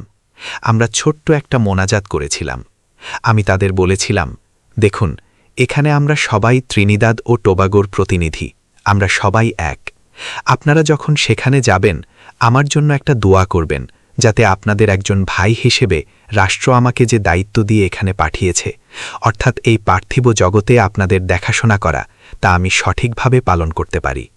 আর আপনারা যখন মক্কায় দোয়া করবেন, তখন আমার কথা একটু মনে রাখবেন। আমি ৮ বছর একজন কূটনৈতিক হিসেবে কাজ করেছি এবং সেই ৮ বছরের মধ্যে ৭ বছরই আমি আপনাদের সাথে দেখা করতে মক্কায় গিয়েছি। আপনারা আমাকে সবসময় সম্মান করেছেন, আমার উপর আস্থা রেখেছেন এবং আপনাদের সেবা করার ও যত্ন নেওয়ার জন্য আমাকে অনুপ্রাণিত করেছেন। আজকে আমার জ্ঞান আরও সমৃদ্ধ হয়েছে। সময়ের ধারণা, সত্যের ধারণা এবং ইসলাম, হিন্দু ও খ্রিস্ট ধর্মের সময়ের ধারণার মধ্যে কিভাবে সমন্বয় করা যায় সেই সম্পর্কে অনেক কিছু জানলাম। আমরা সবাই তো এক ঈশ্বরের সৃষ্টি, আমরা সবাই আল্লাহর সৃষ্টি, আমরা সবাই তারই সন্তান। মাওলানা সাহেব এখানে সময়ের যে বিস্তারিত ব্যাখ্যা দিলেন, মহাজাগতিক সময় এবং জাগতিক সময়ের ধারণা, তা আমাকে আরও বেশি পড়াশোনা করতে এবং বিভিন্ন ধর্ম ও সৃষ্টিকর্তা আমাদের কেন এখানে পাঠিয়েছেন তা বোঝার জন্য অনুপ্রাণিত করেছে, যাতে আমরা আরও ভালো নাগরিক হতে পারি, আমাদের রাষ্ট্রের সেবা করতে পারি এবং সবচেয়ে বড় কথা, শান্তিতে ও সম্প্রীতিতে আমাদের সহনাগরিক ও সহমানুষের সেবা করতে পারি। মাওলানা সাহেব, আমি সৌদি আরবে আপনার কথা গর্বের সাথে বলেছি। সেখানকার আমার বন্ধুদের বলেছি, আমাদের দেশের কিছু নাগরিক যখন সমস্যায় পড়েছিলেন, আমি আপনার নাম ব্যবহার করেছিলাম এবং তারা বলেছিল, হ্যাঁ, আমরা তার কথা শুনেছি, আমরা তাকে চিনি। এমনকি যখন আমি পররাষ্ট্র মন্ত্রণালয়ে কাজ করার সৌভাগ্য লাভ করি, তখনও তিনি আমাদের সাথে ছিলেন। আমি প্রায়ই বলি, বর্তমান বিশ্বের ইসলামী পণ্ডিতদের মধ্যে খুব কম লোকই আমার ভাই মাওলানা সাহেবের জ্ঞানকে ছাড়িয়ে যেতে পারবেন। আমি সবসময় তাকে নিয়ে গর্ব করি। আপনারা আমাকে আপনাদের সামনে কথা বলার সুযোগ দিয়ে সম্মানিত করেছেন। আমি আপনাদের সাথে মিশেছি, আমি আপনাদের কষ্ট দেখেছি। আগের সরকারের আমলে গঠিত একটি কমিটিতে কাজ করার সুযোগ আমার হয়েছিল, যে কমিটির কাজ ছিল সিরিয়ায় বন্দী আমাদের ভাই বোনদের দেখাশোনা করা। গত ১০-১৫ বছর ধরে ইলাকে আমাদের ১২ জন নাগরিক আটকা পড়ে আছেন। তাদের কি হচ্ছে, কেন তারা এখনও ঘরে ফিরতে পারেননি? আগের সরকারের গড়া সেই ছোট দলের অংশ হিসেবে আমরা তাদের ফিরিয়ে আনার চেষ্টা করেছি, নীতি ও পদ্ধতি নির্ধারণ করেছি। তারা আমাদের নাগরিক। রাষ্ট্রের প্রথম ও প্রধান কাজ হল বিশ্বের যে কোনো প্রান্তে থাকা তার নাগরিকদের সুরক্ষা দেওয়া। তাদের অনেক আগেই এখানে থাকা উচিত ছিল, কিন্তু রাজনীতির মারপ্যাচে এবং অভ্যন্তরীণ রাজনীতির জটিলতায় তারা আজ এখানে নেই। আমার বুক ফেটে যায় এটা ভেবে যে ওই কমিটিতে ৩ বছর থাকার পরও একজন মানুষকেও ফিরিয়ে আনা সম্ভব হয়নি। এমন নয় যে আমরা জানতাম না কি করতে হবে বা কিভাবে করতে হবে। আমরা সব ব্লুপ্রিন্ট তৈরি করে দিয়েছিলাম, কিন্তু সদিচ্ছার বড় অভাব ছিল রাজনীতি আর সত্যের মধ্যে এবং কি করা সম্ভব আর কি করা উচিতের মধ্যে সবসময় একটা বিশাল ব্যবধান থেকে যায় আর আমাদের মানুষগুলো এখনও সেখানে ধুঁকছে। এটা খুবই দুঃখজনক। এটি একটি ট্র্যাজেডি যা আমি যন্ত্রণার সাথে অনুভব করি। যুক্তরাজ্য থেকে 2টি শিশু ফিরে এসেছে, সেটি অন্য এক সফলতার গল্প। সেই সময় আমি মাওলানার সাহায্য চেয়েছিলাম, তিনি চমৎকার পরামর্শ দিয়েছিলেন এবং সেই শিশু 2টি ফিরে এসেছে। তারা এখন চাগুয়ানাচে আছে, সমাজের সাথে মিশে গেছে। তাহলে আমরা অন্যদের কেন ফিরিয়ে আনতে পারছি না? আমি আজ এখানে দাঁড়িয়ে বলতে চাই, আপনাদের ভাই ও বোনদের একত্রে আওয়াজ তুলতে হবে। আপনারা ইসলামের যে শাখারই অনুসারী হন না কেন, বেন শেষে আমরা সবাই একই সৃষ্টিকর্তার সন্তান। আমাদের সরকারের কাছ থেকে সমান আচরণ পাওয়ার অধিকার আমাদের আছে। আমরা কর দেই, আমরা এই দেশের নাগরিক হিসেবে বাস করি। আমি আবারও সেই মূল কথায় ফিরে যাই। রাষ্ট্রের প্রথম কাজ হল তার নাগরিকের দেখাশোনা করা, সে বিশ্বের যেখানেই থাকুক না কেন। আমরা দেখেছি আমেরিকা বা অন্য দেশগুলো তাদের নাগরিকদের জন্য কি করে। আমি এই পয়েন্টটি শেষ করতে চাই এই বলে যে আপনাদের কণ্ঠ শোনা দরকার। বিভিন্ন ইসলামী দলগুলোর কাছ থেকে আওয়াজ আসা দরকার। যারা ক্ষমতায় আছেন, যাদের আমরা নির্বাচিত করেছি, তাদের কাছে মৌলিক প্রশ্নটি করুন, আমাদের নাগরিক এবং ভাইবোনদের কি হচ্ছে? অন্য দেশগুলোর আদর্শিক মারপ্যাচ সরিয়ে রেখে যারা নিজেদের স্বার্থ দেখে কিন্তু নিজেদের নাগরিককেও রক্ষা করে, আমাদেরও উচিত আমাদের নাগরিকদের রক্ষা করা। মাওলানা সাহেব, আপনি অনেক কিছু বলেছেন।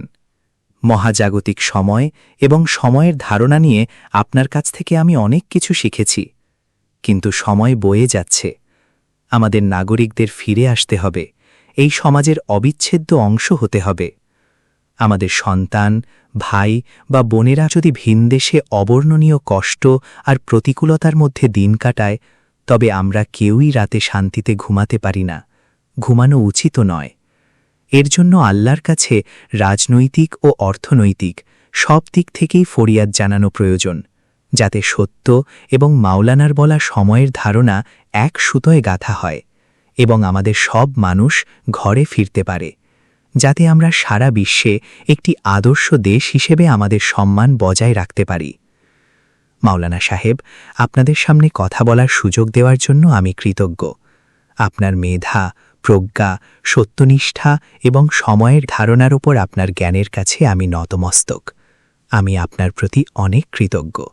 আপনাদের সবাইকে অনেক ধন্যবাদ।